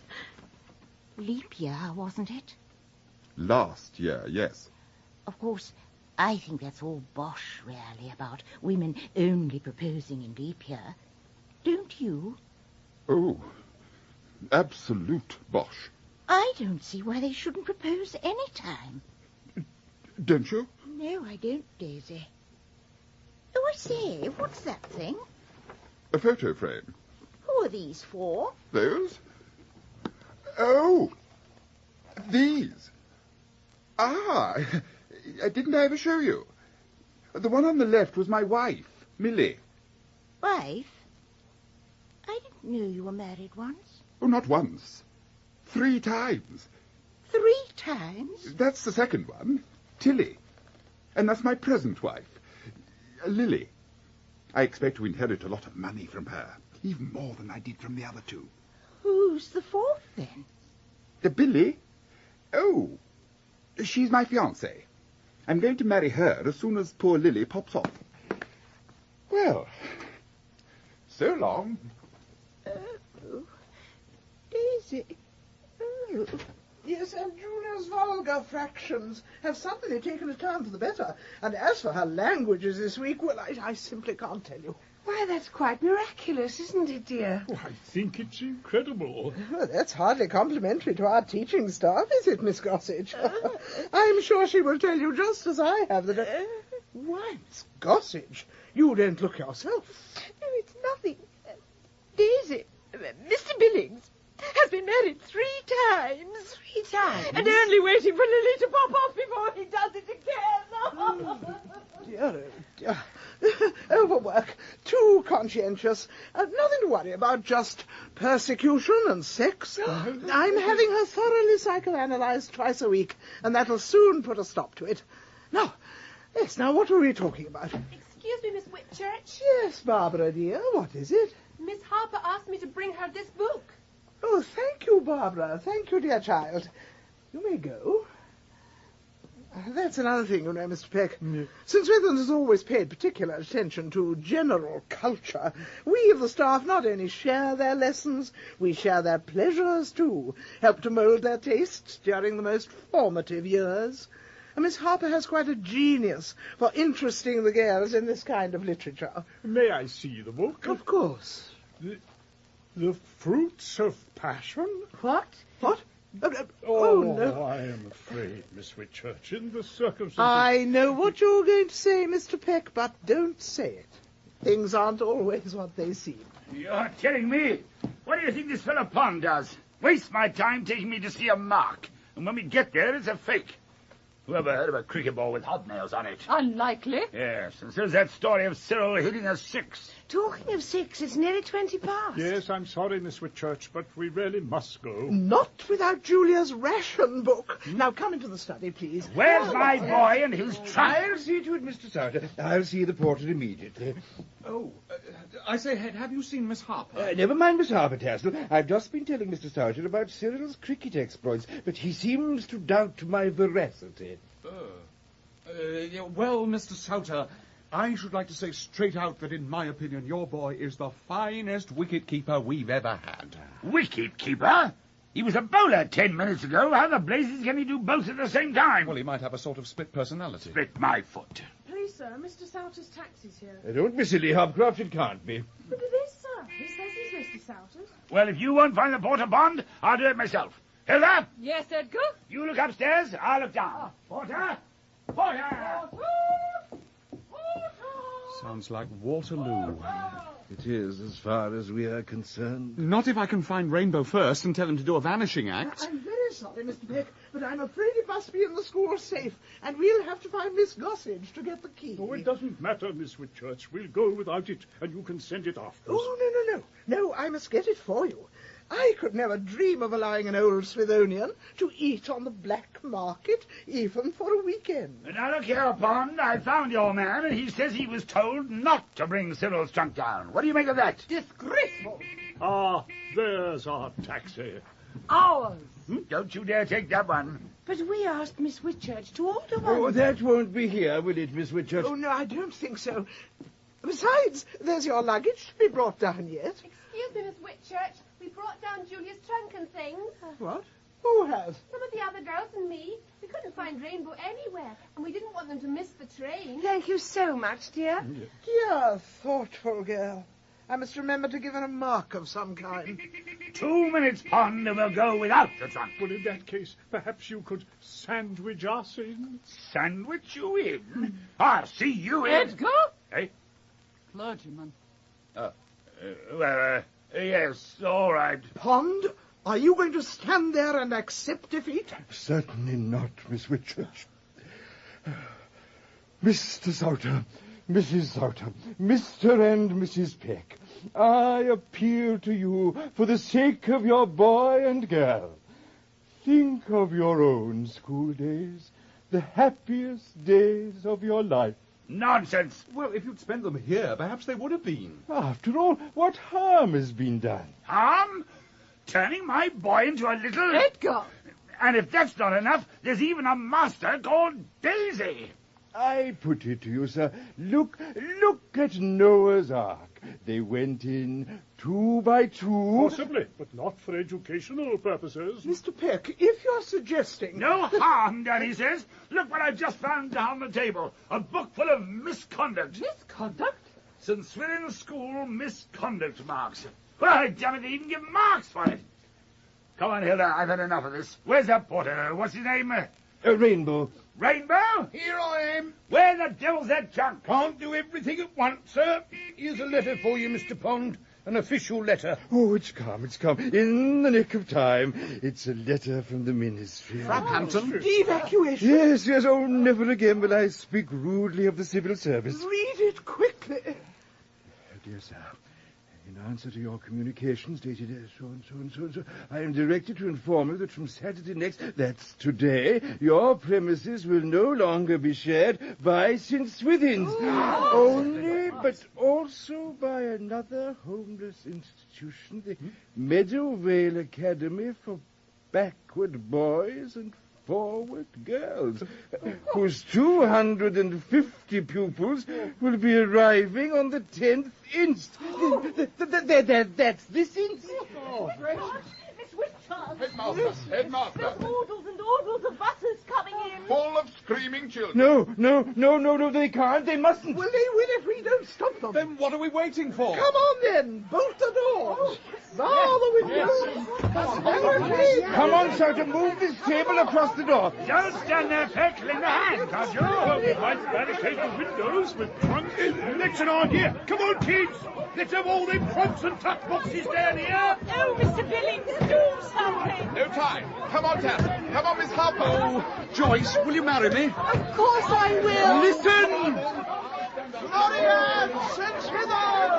Homo in omnibus. Stand by to repair the order.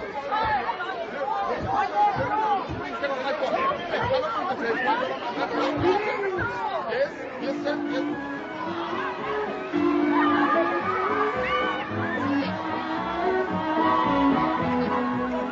The Happiest Days of Your Life by John Dighton. At Hilary Hall, Mr. Pond was played by Roger Hammond, Mr. Billings by Philip Voss, Mr. Tassel by Gordon DeLue, Hopcroft Nye by Adam Godley, Rainbow by Fred Bryant, and Mr. and Mrs. Souter by Brian Haynes and Eva Stewart. At St. Swithin's, Miss Whitchurch was played by Margot Boyd, Miss Gossage by Hilda Kreisman, Miss Harper by Josie Kidd, Barbara Cahoon... Not spelt Cahoon. Oh, by Tammy Ustinov, and the Reverend Edward and Mrs. Peck by Godfrey Kenton and Petra Davis. The Happiest Days of Your Life was adapted for radio by Giles Cooper and directed by Ian Cottrell.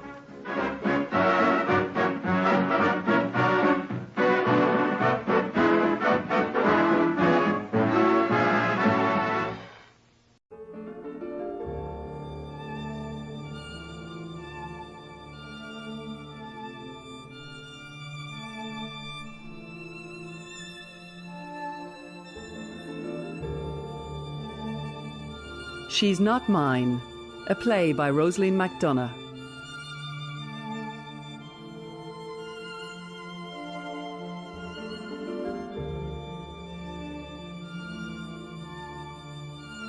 Jane is my secretary, a lovely young one with great potential. I told her to clear the diary for the next few months because I'd have to do a particular piece of work, stressing that it was strictly confidential. She laughed. She thought I was covering up for the minister, that there was some big scandal afoot. In the middle of her smirking and laughing, I had to check her. She was taken aback. I said it was serious. Back in my office, I shut the door. The files were open, but I couldn't even bear to start reading. Down in the canteen, people were looking at me as if I got a promotion. Some big job that I should be delighted with. I didn't tell anyone how much I was dreading what they were asking me to do. 24 years in the service. 7 promotions. I was top of my game. It was no surprise to anyone that I got landed with reading the files. Others would make notes, but I'd be asked to read the most severe abuse cases. During those months, my world got smaller. The worry became bigger and bigger. The possibility, my fear, it just seemed to take over. Clarity had left me. Conscience had given way to confusion. That night, I finished work at 7 in the evening. The files were piling up. Each case was more horrific than the next. I went into a pub and ordered a brandy, then another. What I read during the day, I just felt my stomach open. Of children being starved, being beaten, raped, and God knows what. The men in the office were trying to cover it up in a subtle way, of course. They were talking about what might happen if all the allegations were true. The financial implications, the government and church. The media were onto us as well. Mel's order was implicated.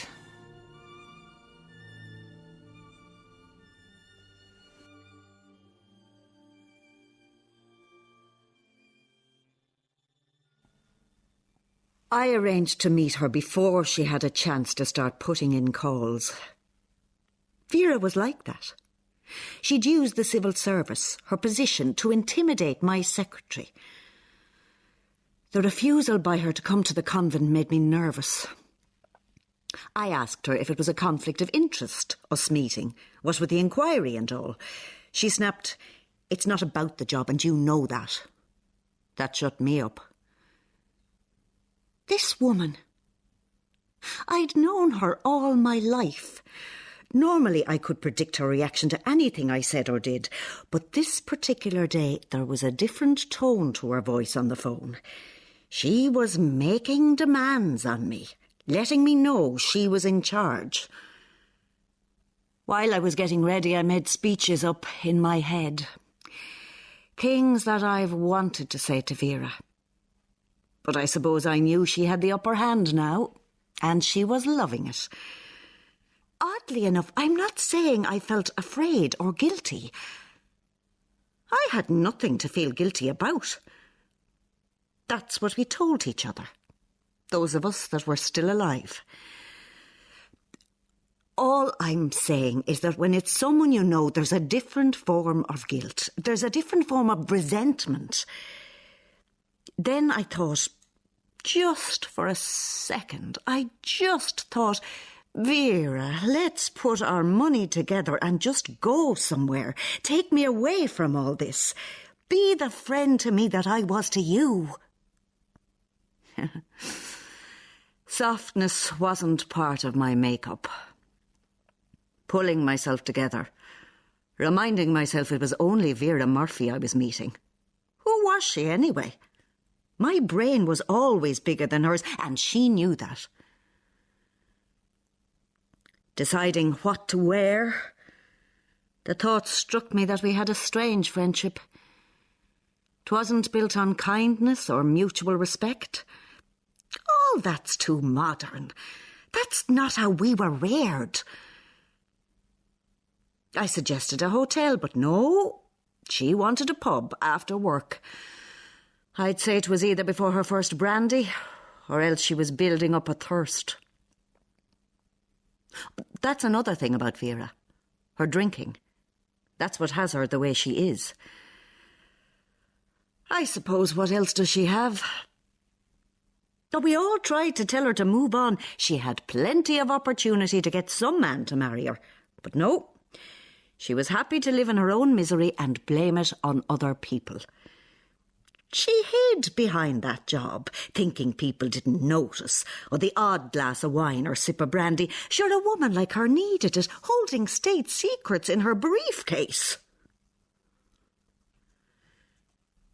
Now, with my coat on, heading for Dublin, Vera Murphy was the first one who made me realise it might be some time before I could wear a habit in public. Others had stopped wearing it many years ago. But I liked it. The power and prestige. In recent years, well, I have to admit people didn't hold their counsel or even hold the door open for you. But the habit, for me, whether they respected, rejected or hated me for it, when I didn't wear it, I felt naked, invisible, like I was no one. On the way to meet Vera, I pulled the car in to get petrol. The oddest thing, I found myself hiding my cross inside my clothes. The headlines on the newspapers, the radio talk shows, where do you hide? I kept thinking, if she got drunk enough, maybe she'd mellow. Slip up on something and tell me what was to come next, what the powers that be were planning. But not Vera Murphy.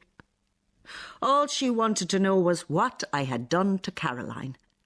I asked her, should she not be concerned about all the children? It was in that sentence that I realised this woman was out for revenge. She asked me specific questions. I told told her, "You're not in a position to judge me." Again, she kept using the phrase, "my daughter." I told her she didn't want her daughter 30 years ago. She would have happily killed it if it wasn't for me. Both of us knew our voices were being raised. I told Vera this wasn't the place. She said there was no place anymore for me to hide. I reminded her I hid her 30 years ago for 6 months when the bump started showing. She couldn't go back to Sligo. I told her mother, Vera's busy with work. She can't come home this weekend, Mrs. Murphy. None of this mattered now. Vera was on a roll. I told her, "You can say what you like. Nobody wanted those children. We fed them, watched them, and reared them." She turned to me, eyes blazing. "What else did you do to them?"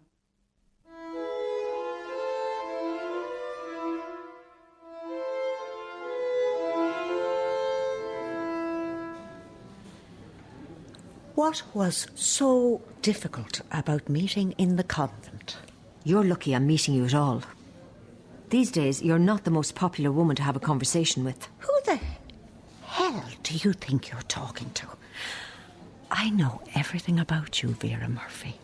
And soon the world will know everything about you and your secrets.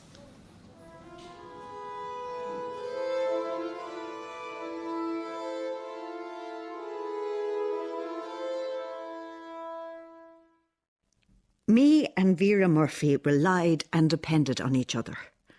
Holidays. Well, I'd no one else to go with. And it wasn't as if she had a whole lot of friends either. Italy, south of France.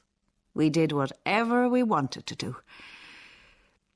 In the early years when I started moving up the ranks in the order, as well as the increased responsibility, I got my own freedom. I'd be a fool not to enjoy it. Look, all I'm saying is the holidays. In those early years, I had to ignore Vera Murphy's behaviour.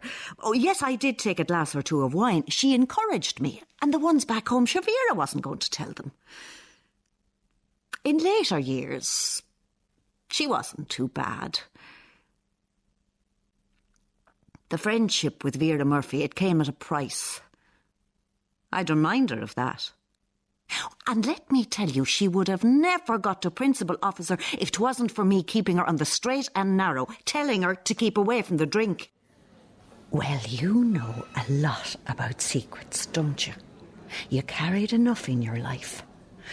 Whatever I've done, whatever they say I've done, it was a response to what women like you did. Women like me? Mel, the world has moved on. What I did was nothing. Nothing compared to what you did. What are you saying, Vera? The woman who didn't know which man made her pregnant? The one who had so many she didn't know what his name was? Then the one that had ideas of going to England? And you're telling me you did nothing wrong? I didn't go to England, did I? You talked me out of that. Why?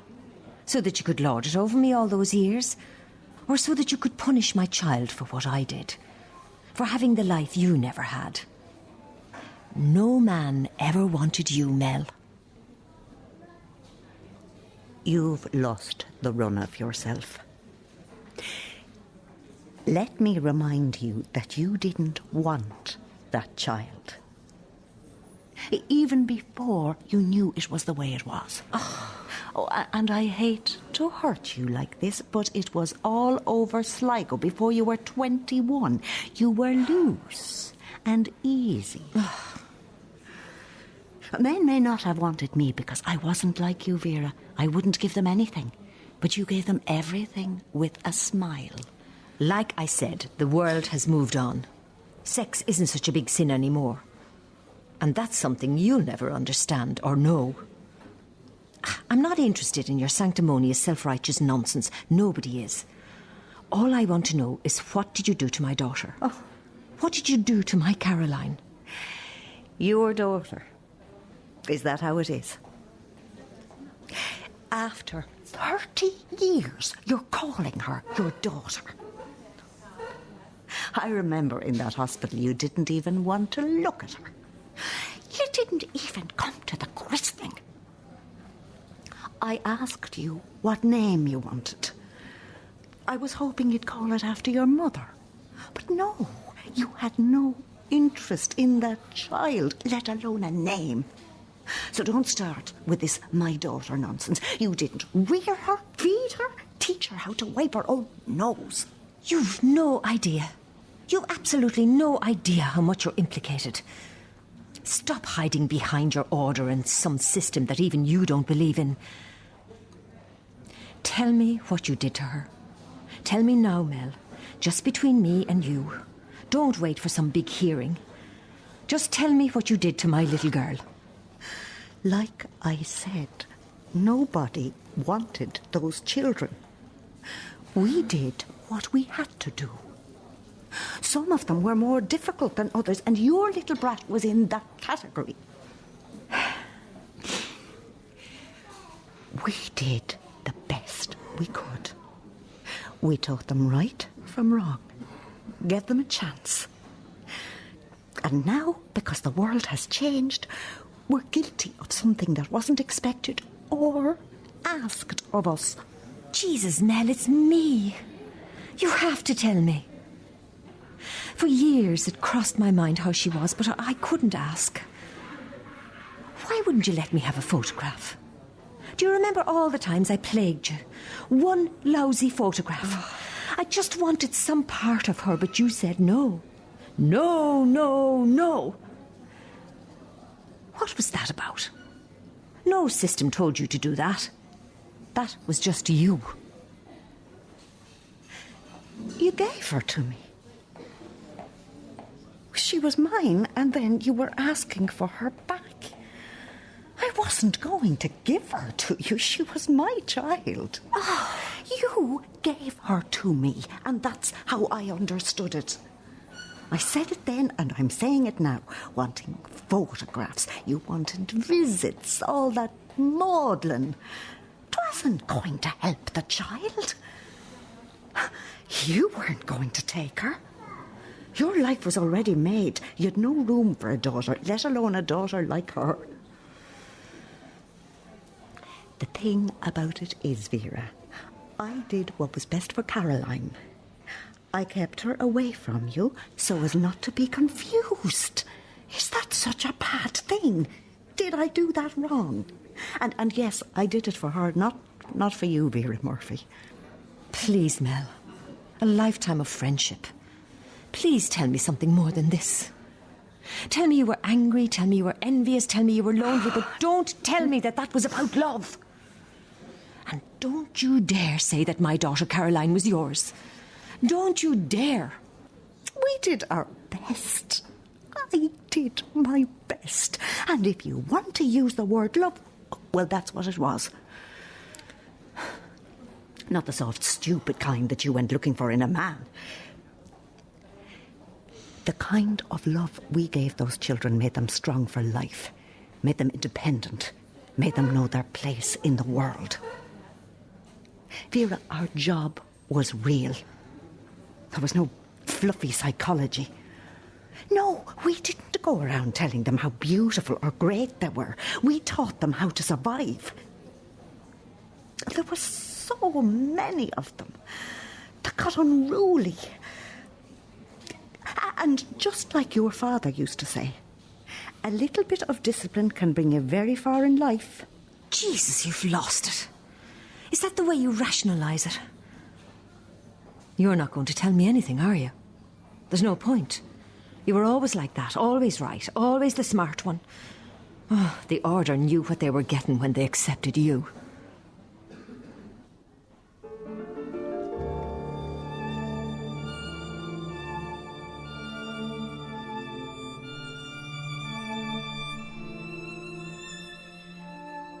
Last weekend, the phone never stopped.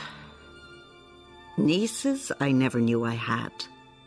Nephews, pups, saying they were freelance. They wanted something off the record. family. When they get to my age, they'll realise that family connection, it means nothing. The phone calls.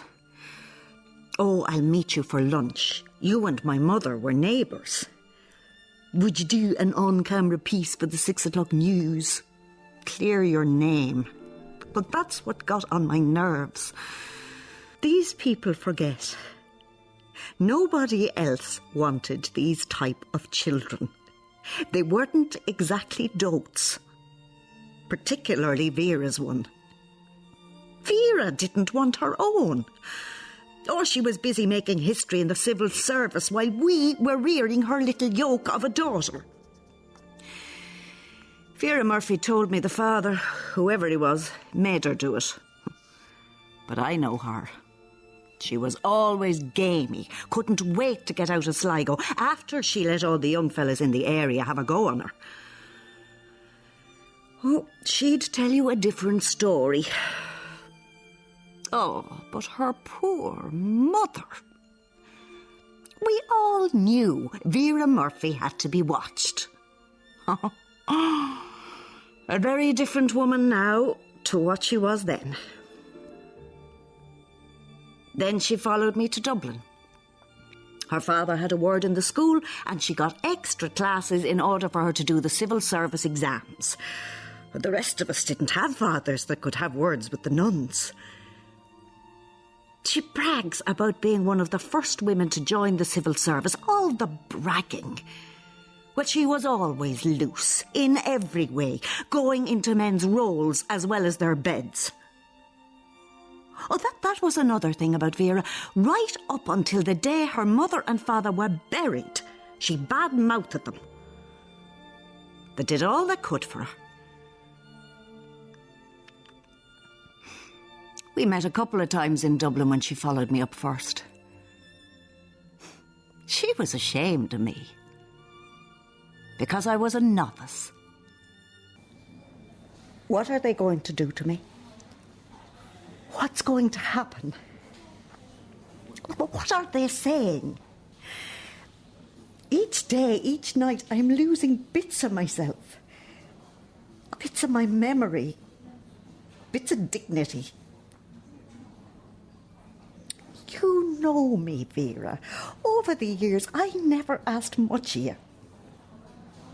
Now, I'm asking, please. You really are afraid, aren't you?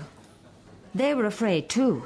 But you went after them, you picked on them, you bullied them. And now you're asking me to help you. Mel, I can't. It's over. It's over for us. And it's over for you. The idea was we'd mess with disabled girls. Not in a bad way. Mess is the wrong word. I would have never even looked at girls like Caroline. Part of the package of mainstream education, you tend to look down on other disabled people. Well, apart from the lads I played sport with. Sport was different. That was pride. Caroline, at that party, there was a crowd of them, young ones. The music had stopped playing. They were all asking her to sing, and she did. Dance Me to the End of Love. It was a Leonard Cohen song. I never heard it before. Then she sang another one. Sean started making his moves on her. She wasn't having any of it. I remember he wanted to get off with her.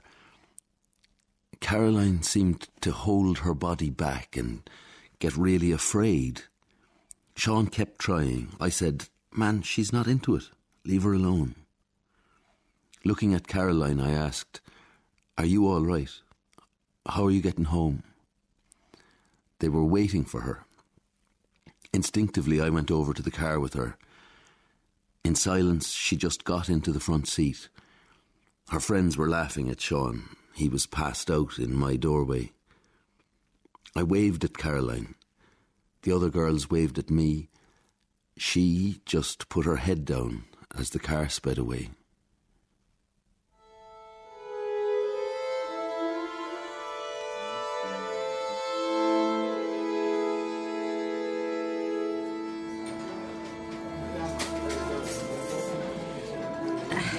hotel probably would have been better. I just didn't know what. Here's fine. I didn't want to meet you. Brian made me do it. I'm sorry. The letters, they weren't enough. You never wrote when I was small. I would have loved a Christmas or a birthday card. I did send them. I sent them to Mel. She never gave them to me. I used to hate my birthday. It reminded me I'd no one. The 15th of August, 1980. 30 years of not knowing you, and now you show up. I can't hold it any longer. I'm boiling mad with you. I'm sorry. I'm sorry for upsetting you. This is not how I wanted it. How did you want it? What do you want? What can I give you? I'm not sure what I want. I was hoping maybe we could start out being friends, get to know one another. I know I can't fill the gap, but I want to have some sort of relationship. See, this is the problem. All my life, people like you talking down to me. I'm not talking down to you. Please, I wouldn't do that. What did you expect? All this... Your letters, you interrupted my life, and now I feel you're trying to take over again. You've the same way as Mel has. Oh, Jesus, please don't say that. I'm not like Mel. I'm nowhere near like Mel. You have to trust me. You're asking someone that you shoved into an institution to trust you. And then you're asking me to trust that you're not like Mel. Trust a woman that didn't want me. Can you not see what you're doing? Oh, trust is the wrong word, but I don't know what other word to use. I'm trying to explain. I'm not like Mel. Nobody can be like Mel. She's one of a kind. I need to explain something. Something that's bigger than the both of us. It's about the report. Remember, I mentioned it in my letters. I'm not talking about any of that stuff. And don't try and make me talk or catch me out with your fancy words. If that's what you're expecting, it won't happen.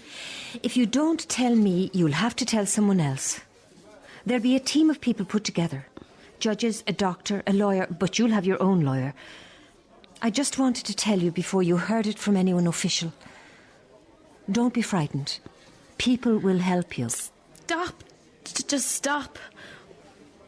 What sort of an idiot am I? There was I thinking you were meeting me because I was your daughter. God, how stupid am I? Is that stupid report that was in your letters? I am meeting you because you're my daughter. The thought of someone hurting you or you having to go through this stuff alone.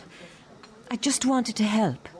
You're not helping, and I'm not alone.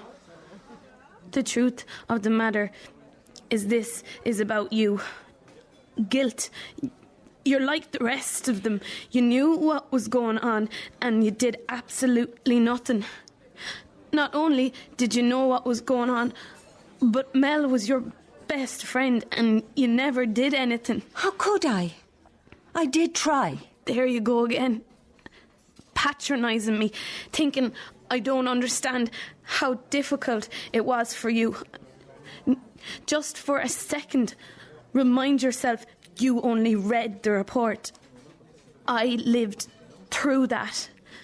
Me and hundreds like me written on those pages, and now we're supposed to feel bad because it's difficult for you to read. Vera, the truth is, I'm backward and stupid. That's what they told me. That's what they wrote about me, and maybe that's how I am. But I don't need you coming back making things worse. Brian read your letters. I asked him to. I wasn't really sure what you were trying to ask me. That's what they've done to me.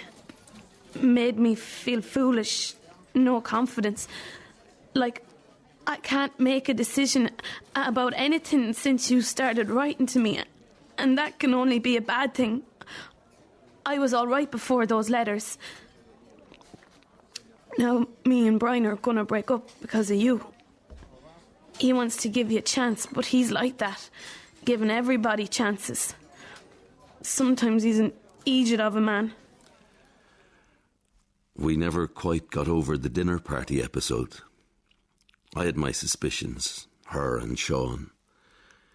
Cheating wouldn't be a word that I'd use for Caroline, but I knew we were drifting. In the early years, my family, they never actually said it, but because of our history, they kept saying, "You've an awful lot of baggage, you're taking on too much." Going out together, moving in together, and eventually asking her to marry me, I kind of always knew she thought I was an idiot. It became really obvious when all this stuff started to spill out. She was hiding letters, acting very strange. Sean seemed to be over all the time, and yet I knew she had no interest in him. Nonetheless, he was closer to her, closer to my wife, and that drove me insane. I handled it all wrong, confronted her. What an idiot I am. Not for a second did I suspect her birth mother would want to get in touch. All the secrets, all the running around, bursting into tears, not wanting to go anywhere, not wanting me, not wanting us, not wanting sex. Looking back, that was probably the biggest clue of all.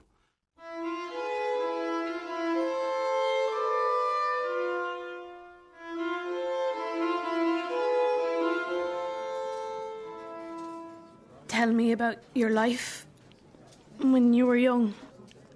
About how you got pregnant with me, about Mel. None of that was in your letters. It was the 70s. I left school and was delighted to get a job in the civil service. All the other girls in my town, well, most of them were heading to England to do nursing training. Except for Mel, who had joined a religious order also in Dublin. I got a flat and started work. I made friends and life seemed good. I'd go home every 2 weeks and bring Mam some money. Imagine I never had a granny. Families, when you don't have one, you can never imagine what it's like to be part of one. Brian's family, everything is cosy and rosy. The perfect family. Well, I didn't have much of a family. That was another reason why I was dying to get away from home. I hated my father. He was a man of his time. Treated my mother, my poor mother, like a dog. And I was damn sure no man would ever do that to me. Go on. You got away from the family and you came to Dublin. What happened then? The 70s. They were great days in Dublin if you had a job. I made friends with the work crowd.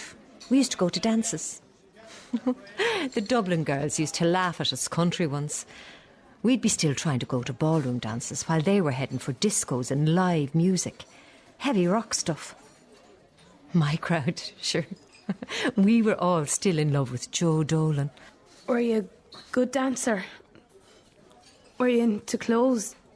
Did you never go back to Sligo? There was nothing much for me in Sligo. When people asked me where I was from, I never knew what to say. As I get older, I just say I'm from Dublin. Brian says we might have a weekend away in Sligo one of these days. Go on. Tell me more about that time in your life. The job was always what mattered to me. Yes, ambition. That too. I bought my own car. A new Mini. My father hated it. Said it was a death trap. I had my eye on nobody, and nobody had their eye on me. But I had plenty of company. And the girls I shared the flat with. Did he want to marry you? Did you know him? Was he from Sligo or Dublin? Do you still know him now? No, I didn't know him. I'm not even sure where he was from. He was at a party. I knew I didn't have to do very much to get his attention. He did it all. I remembered the date. He was good looking. I can see bits of him in you. Your eyes. His eyes were blue as well. I went along with it. The long and the short of it was, he said, "Are you right?" I said yes, not knowing what else to say. This is back in his flat. He was on top of me, doing what men do, while I was trying to figure out the lyrics of the Joan Baez song in the next room. Did he even know that you were pregnant? You have to understand, it was a different Ireland, a different world. He was no use to me, I knew that. Did you think of... I even got a ticket for the boat. It was Mel, Sister Mel, that stopped me. How did you know Mel? We'd been to school together, all the way up. She knew all my secrets, though I never knew any of hers. That time in Dublin, I had nobody, so I went to Mel. She helped me, and she never let me forget it. Hiding the bump for the last few months was really difficult. I thought about telling Mam, but sure, I knew she'd tell Dad and he'd take it out on her. Mel organised me, and when the final part came, she was there. Even in school, she looked down on me, so when I asked for help from her, it was like she expected it and was delighted to lord it over me. I remember at the time thinking it was easier to give the child to her than to a stranger or a social worker. She wanted a child more than me. She would have been a very bad mother, a dangerous mother. She was in a crisp white habit. I'm sure the nurses thought Mel was some battle-axe nun helping an unmarried mother. Well, not so much helping, but bossing. In school, she bossed everyone. Even the other nuns, the young ones. Some of them were kind, but Mel used to tell them not to be soft. Then why did you get in touch? What came over you? I'm 30. You're not dying of anything, are you? You're not sick or something? No, I'm not sick. Well, not in that way. I wanted to ask you... I wanted to tell you things. Explain things if I could. I've almost lived half my life without you. Without your help. Why would I need it now?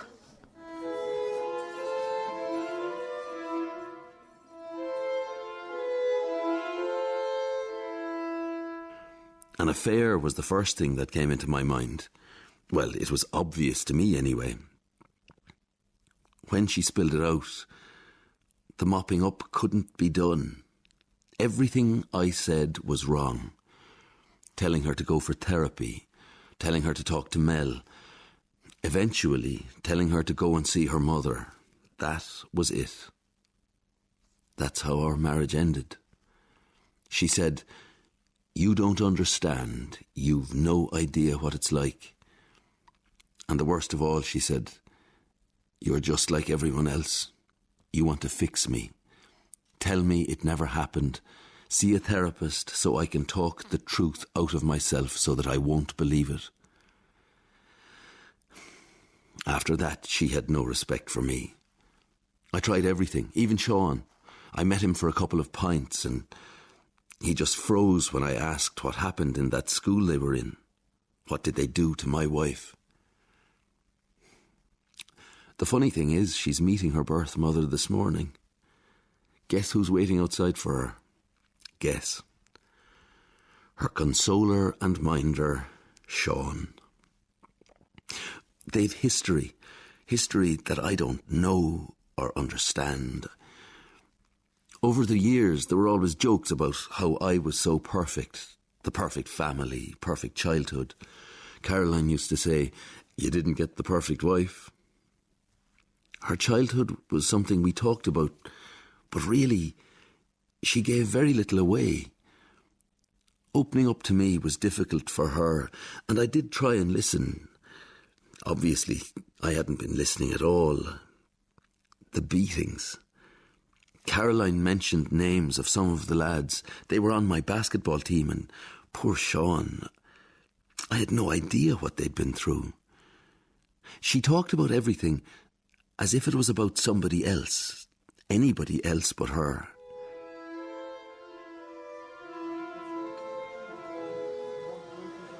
Tell me about me. What did you know about me? Why did you never send me anything? Did you know what I looked like? How can you just forget about your own child? Maybe I was too weak and Mel had too much power. She said you were okay without me, and I believed her. You weren't really that desperate, or were you? Desperate? Yes, I was. Desperate enough to give my own child up. Oh, it's not easy to understand, but she had power over me. She was a nun from my hometown. Even if you didn't have an abortion, you could have went to England. We could have had some sort of life. It's not that simple. Mel did hurt me in many, many ways over the years. How? What did she do? Mel said I should stop trying to get into your life. It was too confusing for you. And like a fool, I believed her. Still, she never said stop sending money. Not even one photograph. I asked her so many times. After all these years, you think it's because of the report. That's just made me want to meet you more. But for the last 15 years, I tried. Trying isn't enough. Thinking about you, wondering about you, asking Mel. Your age, my age, I thought it wouldn't happen. Somewhere in my mind, I was half afraid you'd love Mel. Selfish, I know. The stuff in the report, I knew there was going to be some sort of legal redress board. Your institution was on every page. I couldn't sleep at night. Caroline, it's not nearly what I could have done or what I should have done. But I wanted to meet you. I confronted Mel, and that gave me the strength to ask for a meeting. Finally, you agreed. Were you at the christening? No. After 5 days, I handed you over to Mel. She took care of all that. The christening, everything. And the years in between? What happened? When did you know I am the way I am with cerebral palsy? When you were 5, Mel rang me in work. She told me on the phone. She refused to meet me. You had been diagnosed with a condition. She used the word spastic. To tell you the truth, I think she was happy that I didn't have a perfect child. That I got that wrong too. It was her that had something wrong with her. She said there was no point in making contact with you. I was told they were having trouble trying to find a family that would adopt. I didn't need much. You could have managed. We could have managed. Mel assured me you'd be fine. You'd be put into a special school run by her order, and she'd watch out for you. So that's it? Mel bullied you and she bullied the rest of us. And you're coming back asking how much she affected me. There must be something else. You ignored me for 30 years. I knew you'd be angry with me. I rang the agency every 2 weeks. I was often tempted to get Mel involved, but realised women like her have no real influence anymore. They kept repeating, Vera, we've made contact, but the young woman hasn't replied, and that's her right. Oh, I used to hate that. The young woman. You were my daughter, not some random young one. I'm not sure anything. And no, I'm not your daughter. I answered everything you asked me in the best way I could. These were the reasons I did what I did. I'm so very, very sorry. You're sorry? Guess what? I'm sorry too. Have you any idea? The letters were fine, but this shit of wanting to see me... I don't understand. The letters, I wasn't sure. I couldn't ask. How do you ask? And you never mentioned anything. You want the list of what happened. That's what you really want, isn't it? Well, I wasn't keeping a diary. Anyway, what would come first? A sense of abandonment from my mother? Then I'd work my way down. I'd have to ask myself, who hurt me the most? My mother or the nuns, Sister Mel or you? If the abuse report wasn't coming out, would I even cross your mind? What if there's no list? Would that mean you're off the hook? Your conscience could rest. Now I know why you're here. It was all about you. Your job. In my letters I made up all of it. The kindness of nuns, the lovely Sister Mel, the good job I had. The truth was... I'm sorry. I'm sorry.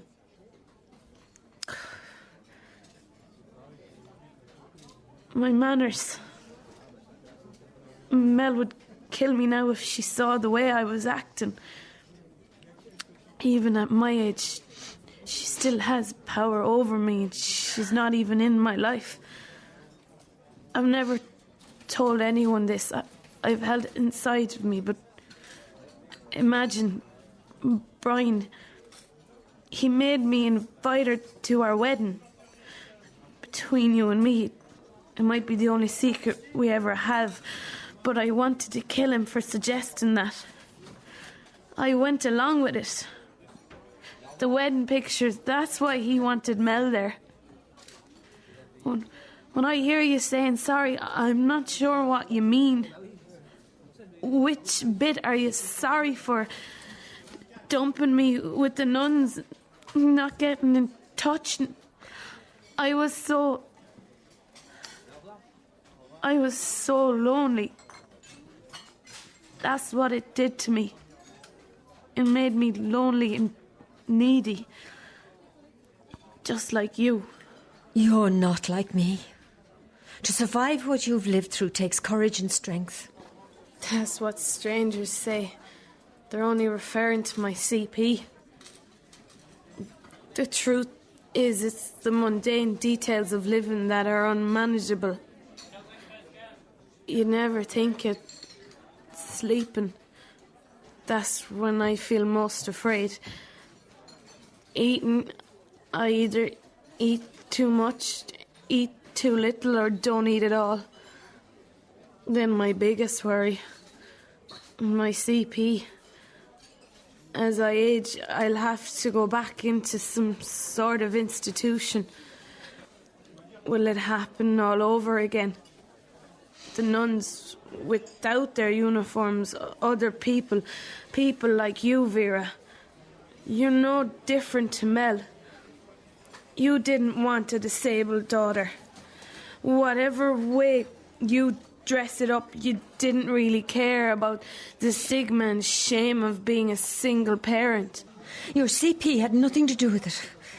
Maybe my choices were wrong, but I made them with good intentions.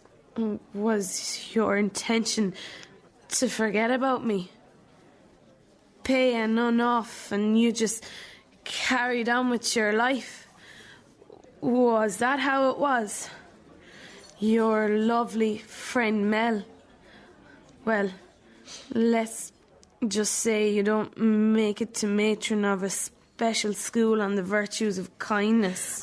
Did you know that kids who were orphans were treated worse? Orphans, travellers, Protestants and poor children. I won't even tell you what they thought of kids who were made outside of marriage.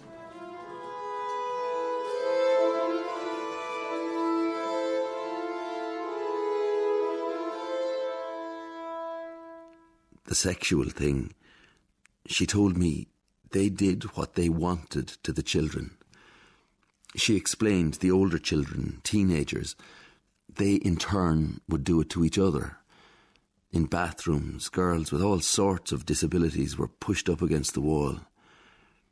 Caroline said there was always more than one lad involved. It was the next question, the most obvious, but I just couldn't bring myself to ask her. The next day was Sunday. We hadn't slept much. I read the letters out loud to her like she'd asked. I took Monday and Tuesday off work just to be with her. We drove out the country past the old institution. It never occurred to me until then that we should have done it earlier, but really I had no idea. Then everything made sense. The letters. Her mother wanted to meet her. What do you say? What do you tell someone you love? How do you ask them which part of the story is theirs, which part of the abuse happened to you? All of it? Some of it? Or none of it? Then she told me, Mel, Sister Mel, had rubbed excrement on her face because Caroline had caught diarrhea the night before her communion. She was 7.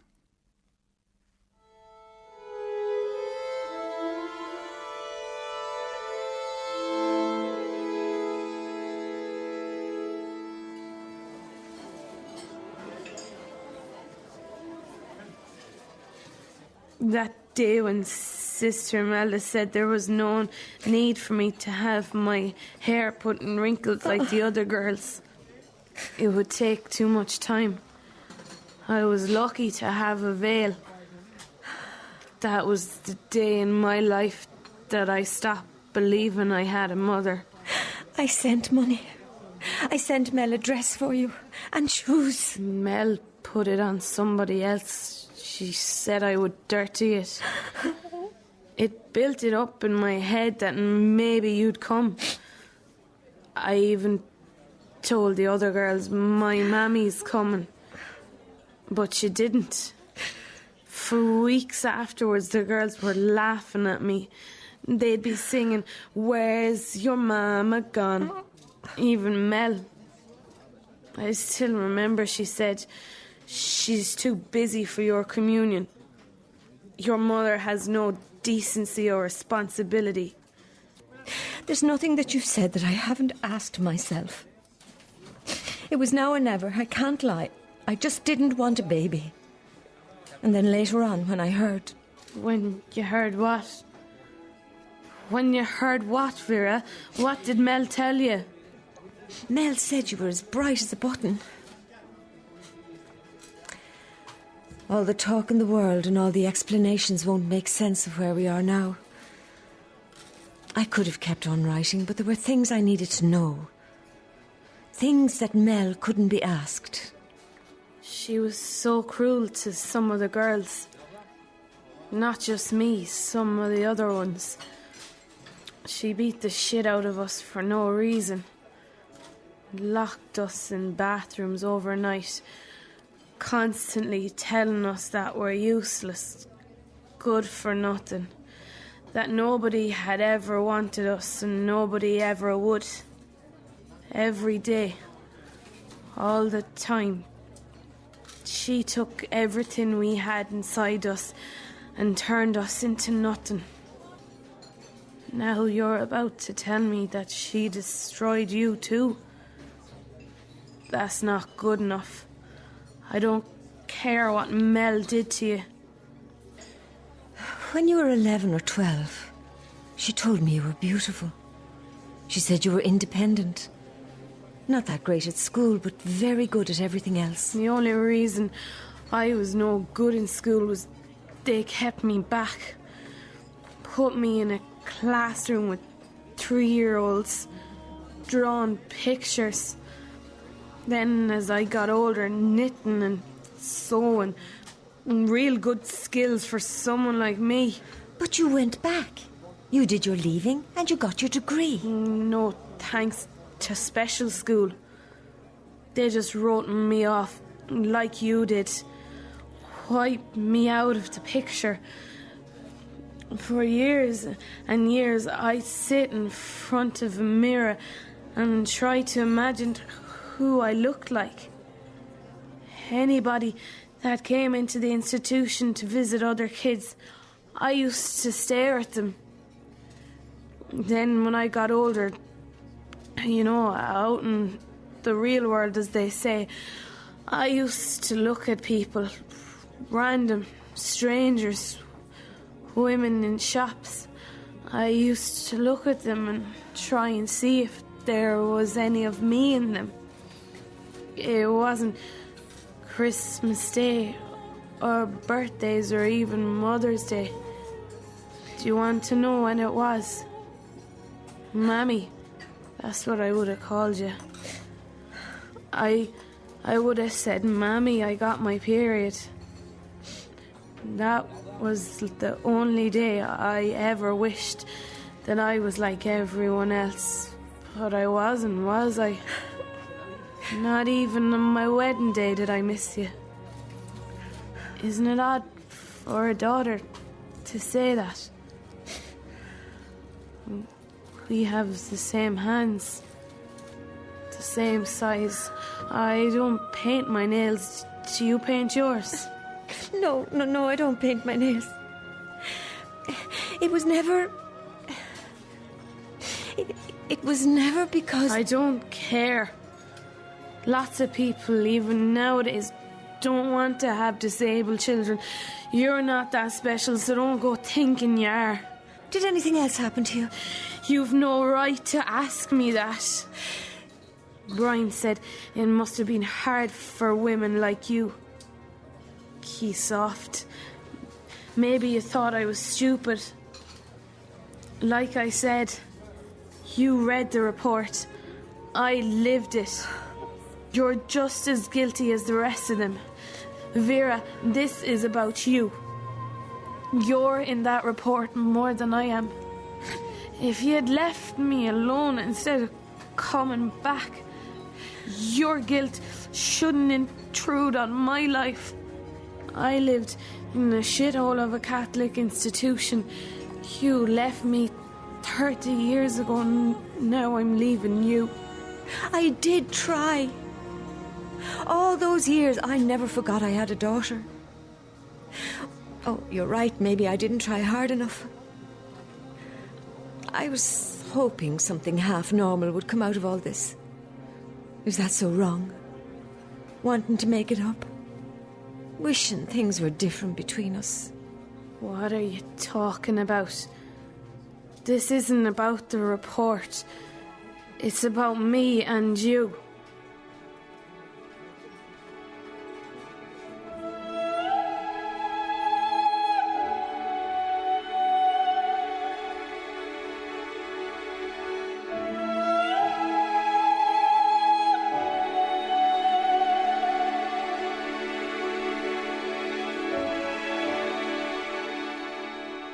That was She's Not Mine by Rosaleen MacDonagh, with Liz Fitzgibbon as Caroline.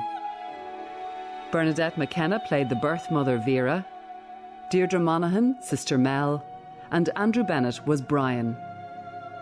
Sound supervision was by Mark McGrath. The dramaturg was Jesper Bergman. She's Not Mine was produced by Aidan Matthews.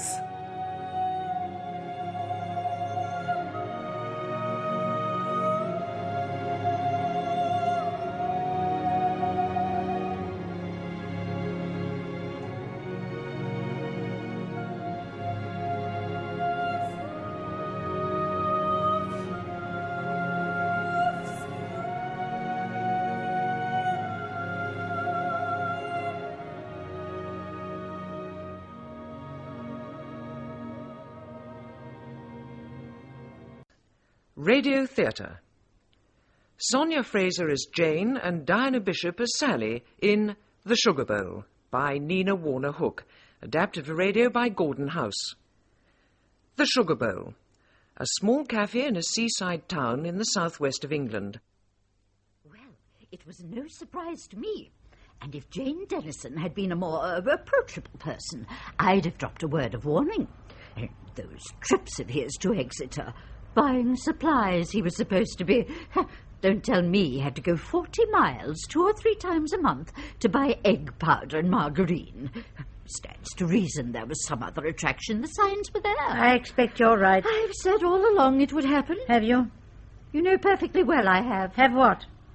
Amy, were you listening? Well, I lost track. Because if you can't be bothered to I listen... can't concentrate on two things at once. I want my coffee.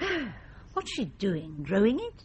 Well, what can you expect? I expect some attention. They're all in the kitchen. Why don't we go to the cosy nook? Because it would look so bad. As old customers, we'll be expected to stand by her in her hour of need. Poor thing, deserted at her time of life. Well, he's only been gone a week. He may come back. He won't this time. I ran into Norma yesterday evening. Norma? Who's that? If you don't know the waitress's name by now... Her name's Gretel. Oh, Gretel's the Austrian one. Norma serves in the room upstairs. Well, I met her in the post office buying stamps. Oh, fascinating. I asked her if there was any news of Mr. Dennison. And at first she didn't want to tell me. But eventually she blurted out that he'd written for his things to be sent to Exeter. What things? Well, how should I know? His clothes, I expect. Oh, I see. So, then I asked if Mrs. Dennison was upset when the letter came. And Norma said... No, she was more angry than upset. Oh, it was bound to end one way or the other. Yes, but the point is, what will she do? Carry on or sell up? Well, that young Peggy won't want to step in. I mean, she's set on making a career for herself. Oh, hush. Good morning, Mrs. Armitage. Oh. Morning, Miss Clegg. Good morning, dear. Are you waiting for coffee? Well, we've been waiting for some time. Yes, well, I'm afraid we're a bit disorganised. Why don't you ring? Oh, we didn't like to under the circumstances. No, not. Why not? We're still in business. Oh, yes, what I meant was... Well, I'll send someone. Oh, touching, young Peggy. Well, she was fond of her father. Oh, good morning, Dora. Oh, where's Jane? In the kitchen. They're all in there. I suppose you've heard. About Jim? Yes, I have. Well, if you ask me, she's well rid of him. No woman is well rid of a husband she's had for nearly 20 years. Oh, I can't agree. Not when he's been a bad husband. I don't think you're qualified to express an opinion, seeing you've never had one. Never wanted one. You didn't want the one who asked you.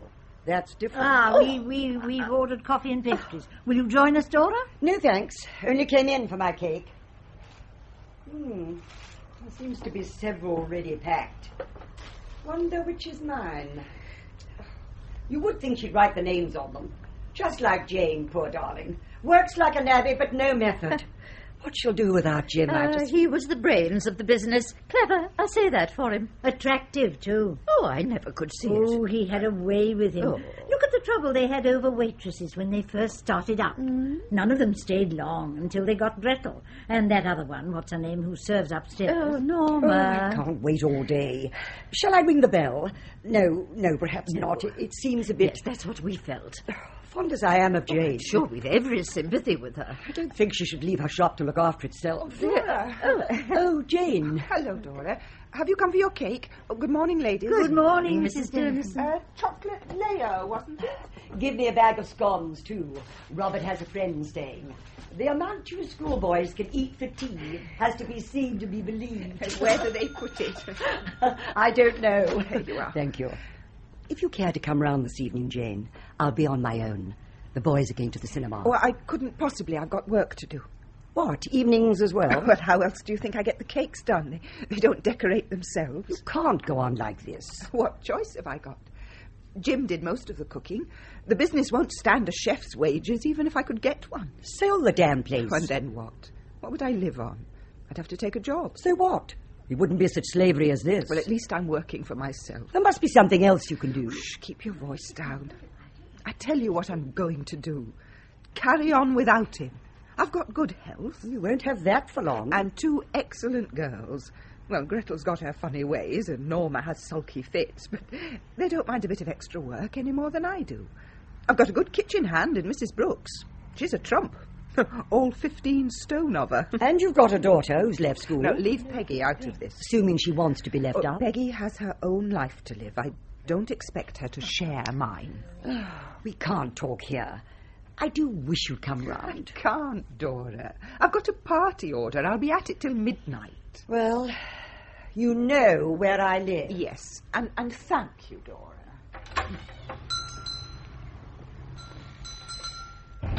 That'll be 40p, please, ladies. What for? 2 coffees. We haven't had them yet. I'm so sorry. I'm sorry. That's enough. I'm off to the cosy nook. You'll get something there for your 40 no, pence. you can't. It'll look Well, bad. really, it's all very well, and one tries to make allowances, but it's...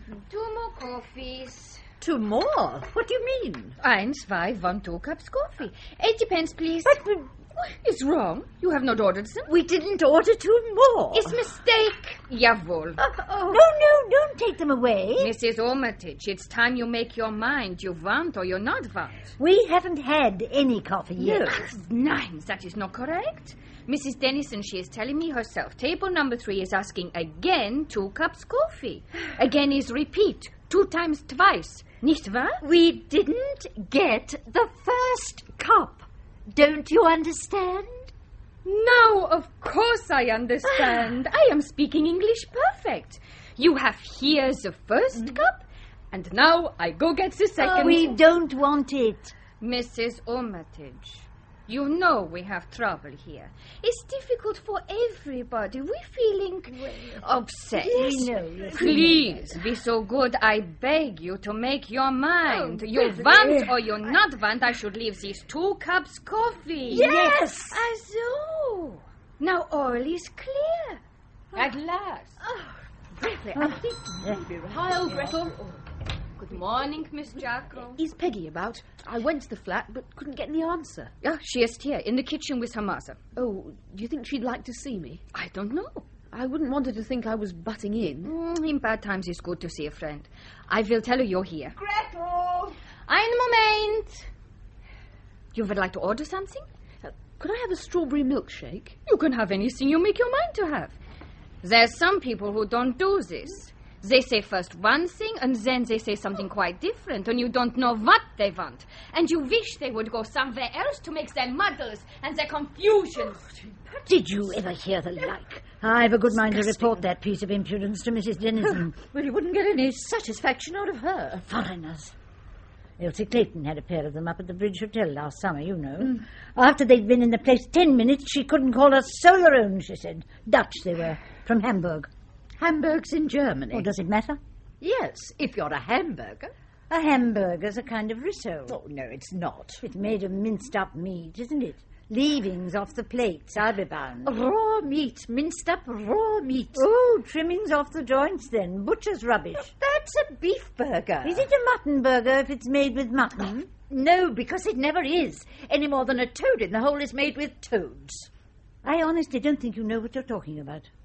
Have you ever eaten one? A toad? A hamburger. Have you? Yes. More fool you with your stomach. Oh, millions of people eat them. Millions get food poisoning. More likely to get it from rissoles. Never touch them either. Oh, you had 3 only last Friday at this very table. You're getting quite impossible lately, Hilda, contradicting everything I say. You're the one to lose your temper. There's no arguing with you. I don't know why I put up with it. Hi, Jacko. Peg, I hope you don't mind my dropping in. Glad you did. Like a straw, please. Sorry I can't ask you to come through, Jacko. There's a flap on. Of course, yes. We're all trying to help, but we're all getting in each other's way. I say, Peg, I'm frightfully sorry. Isn't there any hope? Of what? Of his coming back. No, this seems sort of final. They always seemed so close. Yeah, well, that was window dressing. They quarrelled a lot. It's been going on a long time. Oh, before this Exeter thing. Well, the Exeter thing's put the lid on it, but it started ages ago. I used to dread coming home for the Halls. Who's the other woman? All we know is her name and address. Mrs. Sally Harper, the Grafton Hotel, Hill Street. Huh. I suppose they're living there together, because that's where we have to send his clothes. Wonder what she's like. Does it matter? Well, it's an interesting speculation, in view of the selective tendency of the male in advanced maturity. Is it? In her 20s, I should think. Small and fluffy and helpless. Are you waiting for something, Miss Clegg? Oh, no, it's quite all right, dear. I was just, have I met your friend? Her face is so familiar. I know who she is. You're that clever little niece of the Miss O'Hagans, and your photo was in the newspaper last week. You've won a prize for something. Yes, she's won a scholarship to Oxford University. That's it. I've seen you about the town, and I've spoken to your aunts in the supermarket. But we've never been properly introduced. No, Miss Jacqueline O'Hagan, Mrs. Armitage, Miss Clack. How do you do? How do you do? How do you do? It's really quite an honour. How very talented you must be. Oh, just industrious. Are you going to read literature? No, marine biology. Oh. Jacko's a scientist. Oh, it sounds most interesting. What exactly is it? Well, it covers a vast field. You see, the fascinating things you girls do nowadays. Fancy you a budding scientist and Peggy going to be a dress designer. Oh, hello, Jacko. I don't want to hurry you ladies, but would you mind settling up so we can set the tables for lunch? We're a bit behind Well, today. we quite understand it must be very awkward for you just now. Thank you. Can I have the bill? Well, we haven't got a bill. What did you do with it? We have to check the bills against the counterfoil. Gretel tore it up.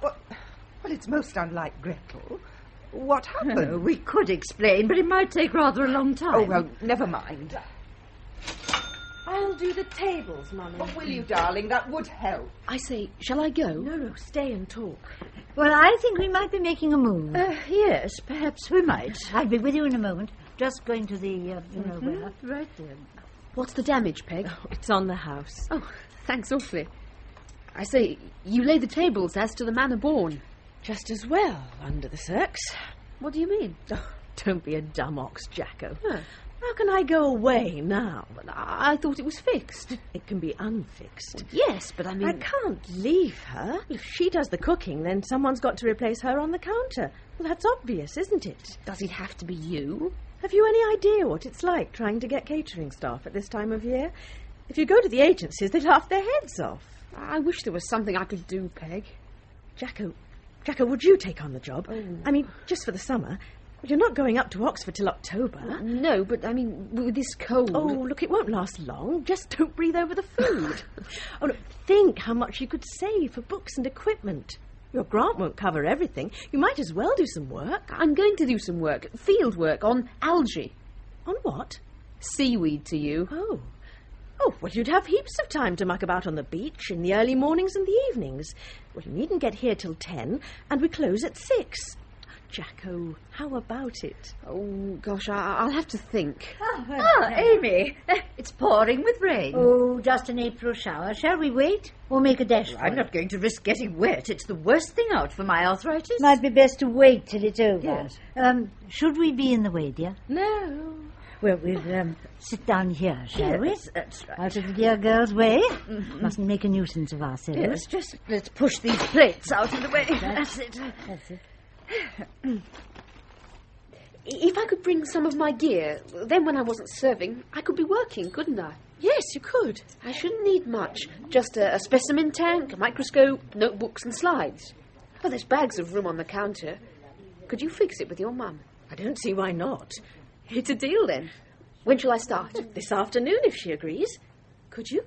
Might as well. No point in messing about. Oh, Jacko, you are a blessing. We'll have to change this tablecloth. Look at that whacking great stain. Oh, stick a plate over it. No, Mummy wouldn't approve. I'll get a clean one. Is there, at the moment, anyone in attendance? Oh, I'm not quite sure. Well, let's find out, shall we? Like that, Who did that? She did. I don't insist on being served with refreshment if it means breaking a rule of the establishment, but I'd like to see Mrs. Dennison. She's much too busy now. If it's an order for cakes, you can give it to me. I'd like to talk to her. She can't come now. I think she will. I ought to know. She's my mother. Really? Will you tell her I'm here?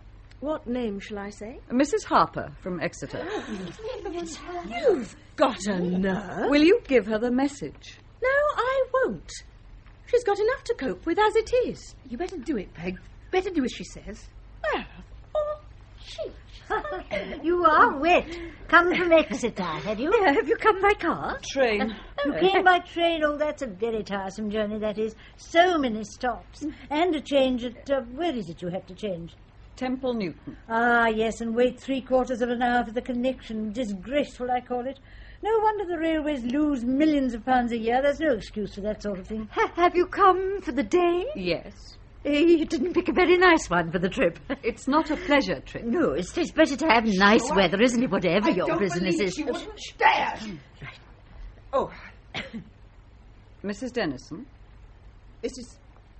Harper? Oh, dear. This is like Stanley meeting Livingston.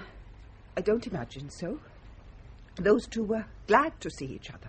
Ah, quite. And, of course, Stanley had an even worse journey than I have. Look, I'm sorry to come at such an awkward time, but I couldn't help that. I started early enough. Did Jim send you? Certainly not. He's gone to Bristol today. He doesn't know I've come, or why I've come, for that matter. Why have you come? To talk, that's all. Is there somewhere we could go? No. It'll have to be here, then. Seems a bit public for a rather delicate matter. Ladies, haven't you gone yet? There's no need to address us in that tone. We're merely sheltering from the rain. Well, the rain stopped. Oh, has it? Oh, well, in that case, we'll be on our way. We had no wish to intrude. As I say, we were merely sitting here until the rain stopped. Like objectionable character. I just heard it off the premises. Intolerable. After the years we've been coming here. That's what you get for being loyal. Yes. Coffee's 18 pence at the Cosy Nook. Oh, yes, it's dearer in here. It's also a lot better. Oh, don't expect us to set foot in this place again. Not after this kind of treatment. No. Goodbye. Of all people, it had to be those two. Thanks to them, it was all over the town that Jim had left me, even before he had. Mummy, if you want to talk, shall I stay with you or take over in the kitchen? I'd rather you left us alone. All right. Come on, Jacko. Yes, right. Thanks, anyway, for the green light. And what did you expect me to do? Throw you out? I came prepared for the worst. Well, hadn't you better tell me what you've come for? To ask you to give Jim a divorce. Oh. He tells me there's no chance. He says you hold strong views on this subject and will never release him. Now, I've no reason to doubt what he says. He's been honest with me from the start. But I thought at least I could make a personal appeal. I mean, surely you can't feel justified in keeping two people apart just for the hell of it.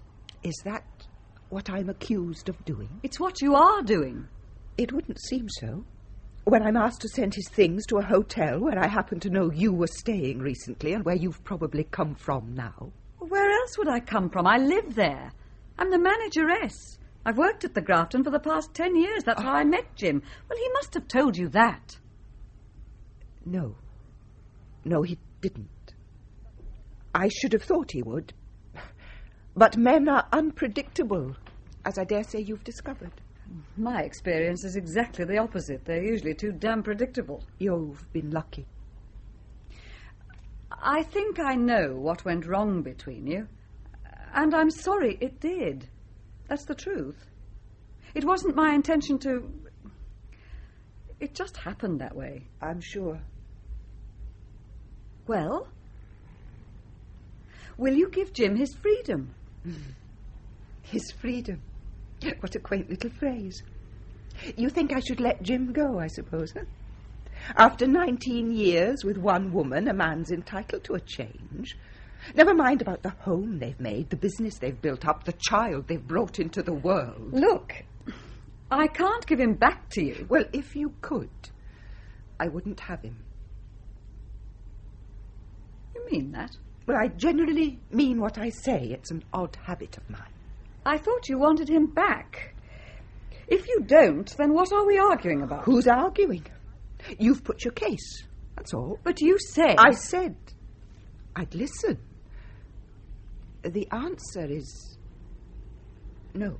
What will you gain by standing in our way? I've got a right to know, surely. Rights. I've got a right to be left in peace. Oh, how can you expect it? Why should you? I've no option but to take up where Jim left off. And where would that be? You should know. Well, he never began. Oh, don't talk rubbish. Hasn't he pleaded with you for hours on end, used every inducement to make you see reason? Well, it's news to me. Let's get this straight. Are you saying he hasn't discussed me with you at all? If I hadn't found an unposted letter in the pocket of his raincoat when I took it to the cleaners... I wouldn't even know that you exist. I don't understand. It is a bit deflating, I suppose. A bit. Has he asked you to marry him? Well, we've talked round it. Oh, yes. Yes, he's good at that. Well, what's the use? According to him, divorce is out of the question. You can't get over that. No, some facts you can't get over, but at least you can see them when they're staring you in the face. I don't like cryptic remarks. That's too bad. What are you hinting at? You want me to divorce Jim? Well, I can't. I'm not in a position to do so. I couldn't even if I wanted to.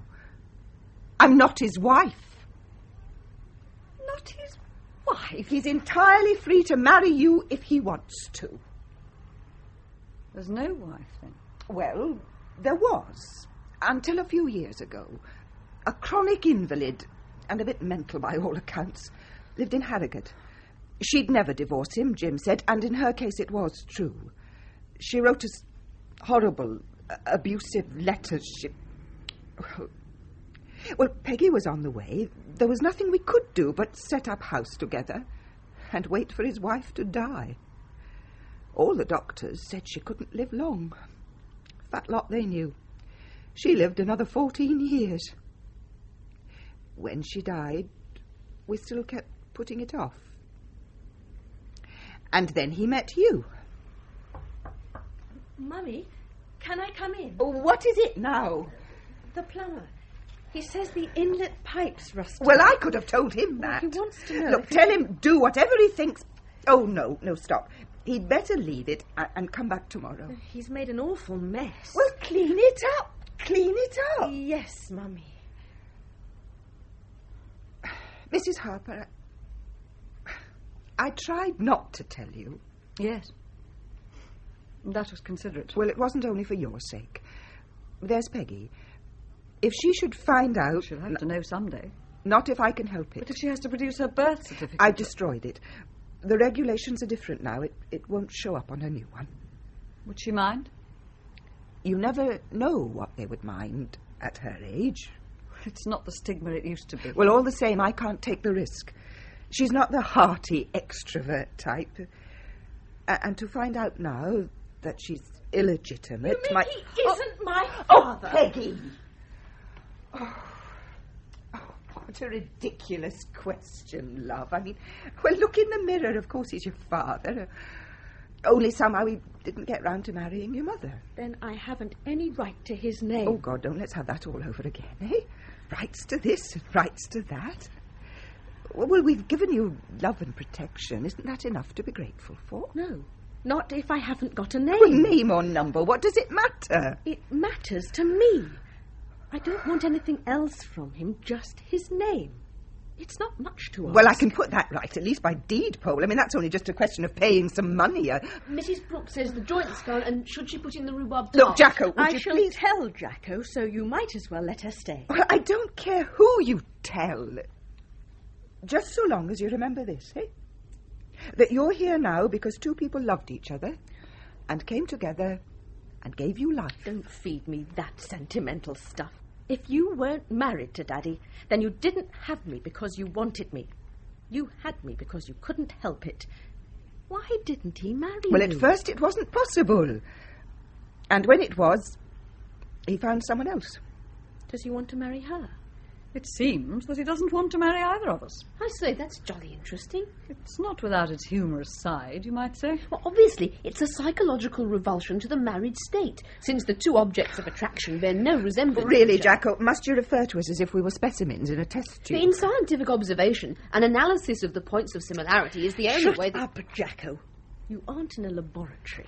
Well, I don't know. Seems to me we're a couple of prize specimens. We do have one thing in common. Both of us made the mistake of putting all our eggs into one basket. Yes. And what a basket.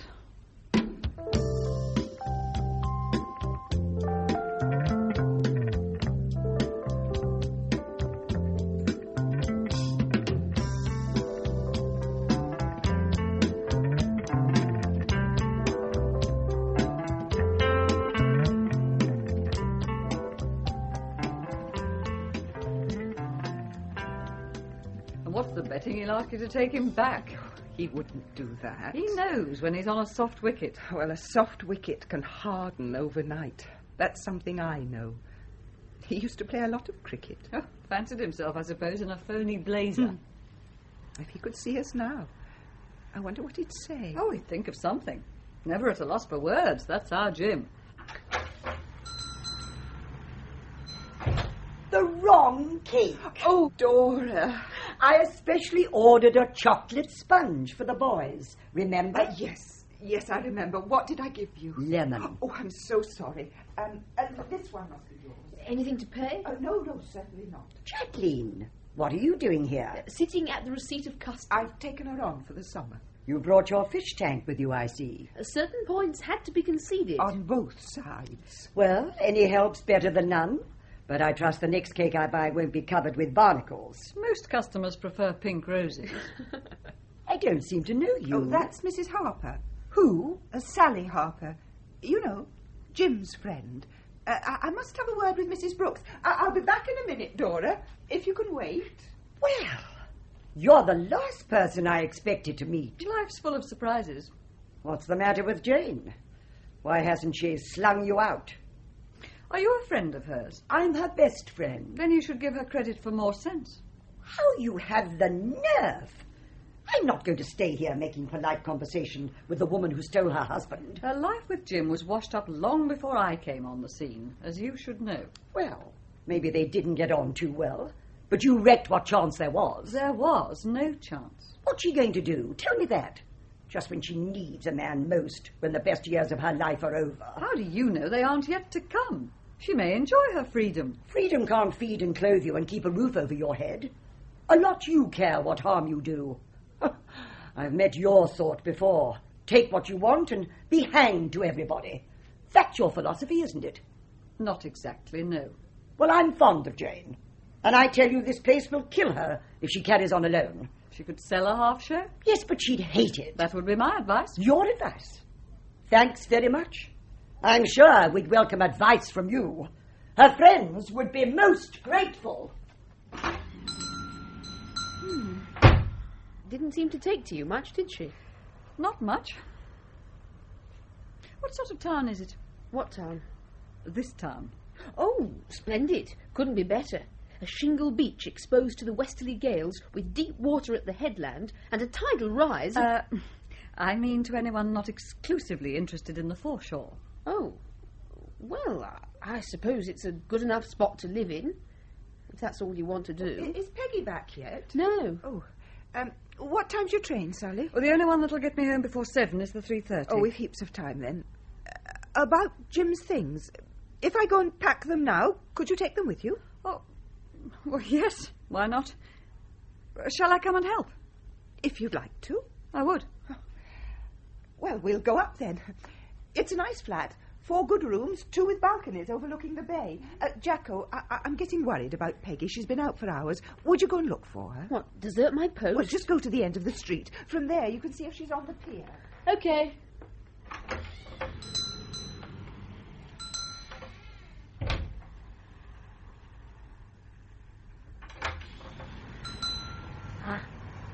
Good. Nobody here. Bitte? Oh, Gretel, how you startled me. I thought there was no one here. Ach so. I've lost my umbrella. I left it here. Your temper also you lost, it seems, Mrs. Armitage. Your employer was extremely rude to me, and if I hadn't left my umbrella... Your umbrella I have not seen. You must have seen it a great many times. It has an ivory handle. Excuse me? And my initials in silver. Excuse me, Mrs. Armitage. I was sitting here. Oh, yeah, please not to remind me. Such muddles you make. It was entirely your fault. God in him.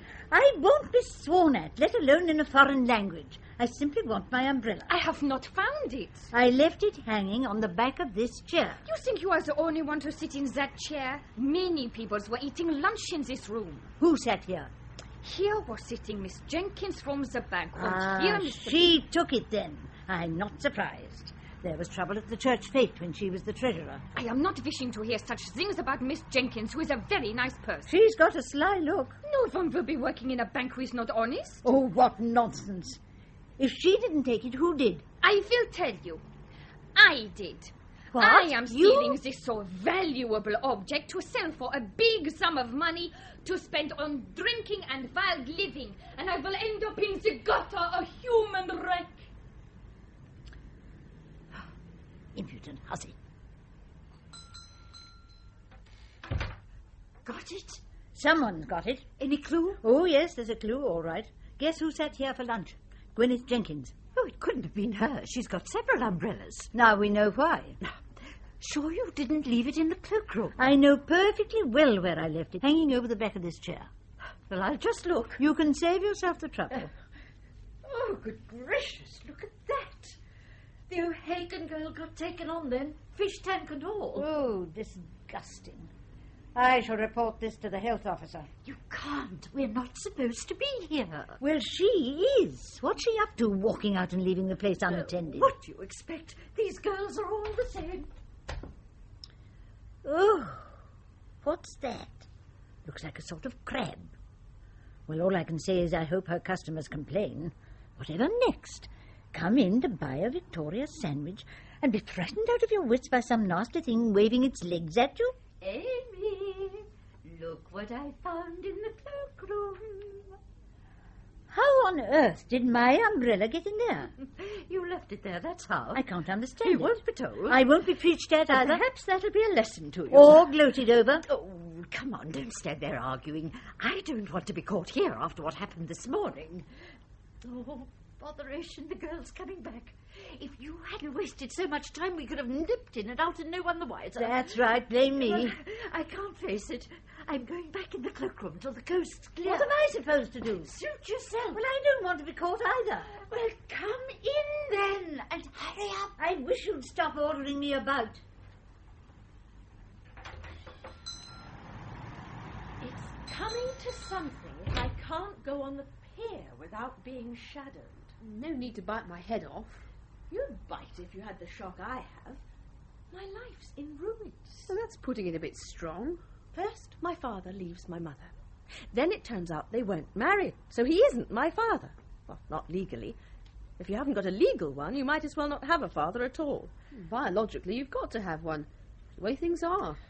I admit it's not a very sensible arrangement. The course of evolution has been retrogressive in some aspects. I don't want to know. I want a father. A real one. Not just a biological necessity. Not just a man who lived with my mother. He wouldn't be here if he hadn't. Wish I weren't. Oh, bunk. Go and wash your face and you'll feel better. Oh, that's your considered judgment, is it? Okay, Professor, I'll do exactly that. What are you doing in there? We were... Well, I'm blessed. We were just... Spying They on must have us. sneaked in when I went out. If they've been there all the time... What's the matter? If you'd kindly allow us to speak. We certainly came to say that we were my hiding is the friend. most unpardonable... Word we said. Beastly spy. Oh, yes, a fine fish kettle. It simply happened that we came to And look I for will my not friend. make use of What are anything we so going to do disgraceful. now? I see you halfway up the stairs. What on earth's going on? Mummy, they know. They know what? What about me? About you and Daddy? Oh. Everything. They were hiding in there while I was talking to Jasper. Well, if you hadn't eavesdropped on us this morning, this couldn't have I happened. wish to make it clear that we were Jewel. not cancelled. Tell everyone. Oh, might as well broadcast. I demand an Stand apology. in the high street with a megaphone. I thought you took a vow, Miss Clegg, not to darken my door again, or words to that effect. Well, we certainly didn't mean to return after the way you insulted But us having this left my morning. umbrella behind, I was fortunately obliged to... Where did you find it? In the cloakroom. So, then you take back, I hope, this accusation you are making against Miss Jenkins. Miss Jenkins? Look, I don't follow She this. is saying Miss Jenkins is stealing her umbrella. Which umbrella? This umbrella. Well, I really don't see. The accusation was made before the umbrella was found. Oh, And it's not so improbable. Oh, dear, no, there was a lot of trouble at the church fete. Oh, over the gate money. Yes, that's right. And we all know the propensities of the Welsh. Well, thank you very life won't be worth Look, living. Peggy, for goodness sake, calm down and let's see what can be done. What can you do short of gagging? Oh, I simply will not put up with this. I refuse to stay here. Absolutely insupportable. I'm not going to You've not heard the last of this. You've all had a lot to say. Now it's my turn. You don't think we're going to stop and listen to you, do you? After what we've been through... It won't take long, but you may as well sit down and be comfortable. Must be off her head. Well... Do you know anything about the law of libel and slander, Mrs. Armitage? No. Well, it happens that I do. Now, you two have overheard a private conversation. You've stumbled on a secret profoundly affecting two people's lives. If the truth gets known, it would be very distressing for them. It could also have serious consequences. Are you suggesting that we suppress the facts in a matter of public concern? Let me finish what I was saying. Usually, scandal is hard to track down, but if this tale gets round, it will be directly traceable to you, and an action for slander could be brought against you. No. And in case you're going to say that repeating the truth isn't slanderous, let me tell you, you're gravely mistaken. The greater the truth, the greater the slander, if it harms an innocent party. So unless you want to lose your shirts, I'd advise you two to button up your mouths and tight. You can go now. And don't imagine you've only got Mrs. Dennison to deal with. Jane's a softie. I'm a much harder nut. You'd break your teeth on me. What has it got to do with you? Mrs. Dennison's reputation in this town is a matter of great importance to me. To you? Definitely. Mrs. Dennison and I are now in partnership. What? You heard. Is it true? You and she? Yes, love, it's quite true. Sally's buying a half share in the business. Well, don't you think it's a grand idea? How can you? Well, it's the ideal solution. The sugar bowl will have a fresh lease of life, and I shall have company when you go away. Well, I thought you'd be pleased. Pleased? On behalf of the staff, I welcome you here. We three and Norma and Mrs. Brooks, we will form the Sugar Bowl Quartet, and together we will make such harmony and happiness. Oh, yeah, I am delighted extremely. That goes for me, too. I'd like to offer hearty congrats. Oh, thank you, Jacko. Thanks very much. I hope I'll be a success. Oh, you could make a success of anything. Not of my love life. Ah, well, to have a successful love life, you need to be either a genius or dead lucky. Or just dead. I thought you were hatching something, but I never dreamed of this. Oh, Peggy. If you could face working with her, let alone sharing the flat after what she's done. It's indecent. Oh, I don't know what you mean. She took Daddy away from you. She lived with him. I've not been living with your father. He has a room in the hotel where I work, that's all. I can't prove it. I just have to take my word. It's all wrong. You ought to be enemies. Why? Because we loved the same man? Well, that was our misfortune. Oh, it's no use. The young are so conventional. Well, I'm sorry we can't provide a thrilling triangle drama for you, but there it is. Now, will you trust me? I suppose so. That's settled, then. Now, are you going to eat your damn lunch, or aren't you? Gretel's been keeping it for 2 hours. What, at 3 in the afternoon? Oh, good Lord, is that the time? Now, we must lay for tea. Gretel, you won't breathe a word, will you? To Norma or Mrs. Brooks or anyone? For shame! Am I a traitor? Never. Never will Gretel let the cat out of the kit bag. Bum's the word. Oh, Sally, your train. You'll have to have a taxi. That case is heavy. Oh, I'm used to handling luggage. Our porter's in his dotage. Jacko, would you get a taxi off the rank? It's to catch the 3:30 to Exeter. OK. Now, where's my coat? Oh, there it is. Oh, the letter. Don't forget. Oh, no fear. I've got a pad with me. I'll write it in the train. You'll get it first post tomorrow. I'd love to see his face. What's the joke? Shall we tell her? Oh, why not? Well, you see, love, this is the note I got yesterday from your father. Dear Jane, I'm pulling out. You can send my stuff to the graft. It's a model of brevity. I'll give him that. Now, it so happens that he's gone to Bristol this week. And tomorrow he'll get a letter from Sally saying, Dear Jim, I'm pulling out. You can send my stuff to the Sugar Bowl. Is this what you were yelling with mirth about upstairs? Well, it did strike us as rather humorous.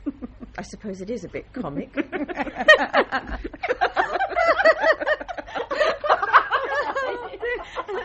Oh, well.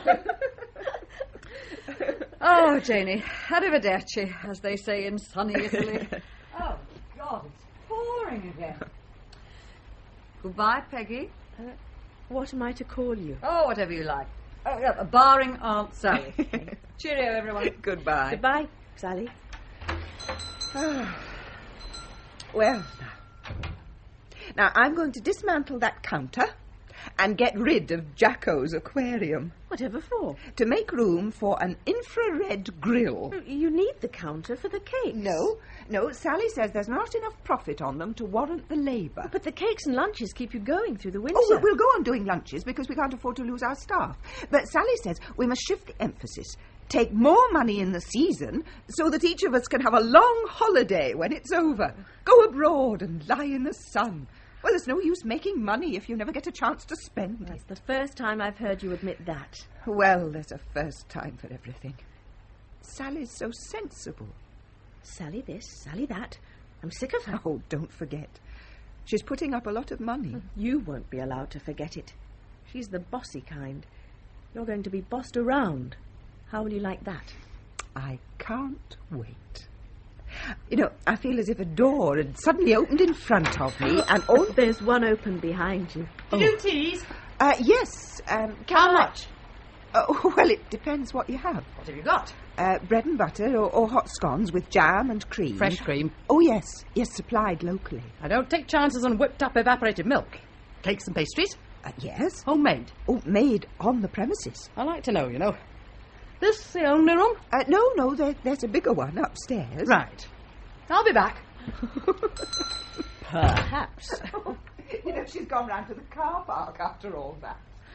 Oh, well. A quiet afternoon will do us good. Oh, no, not again. It's not true. What? Dora's cake. Would you believe it? She's left it behind. I'd believe anything after today. It's been a mad sort of day. Oh, Peggy, aren't you glad for me? Say you're glad. If you're happy, I am. I think I'm going to be very happy. Oh, she's back. Tea for one, is it? Oh, good heavens, no, for 40. We're a touring party from the Midlands.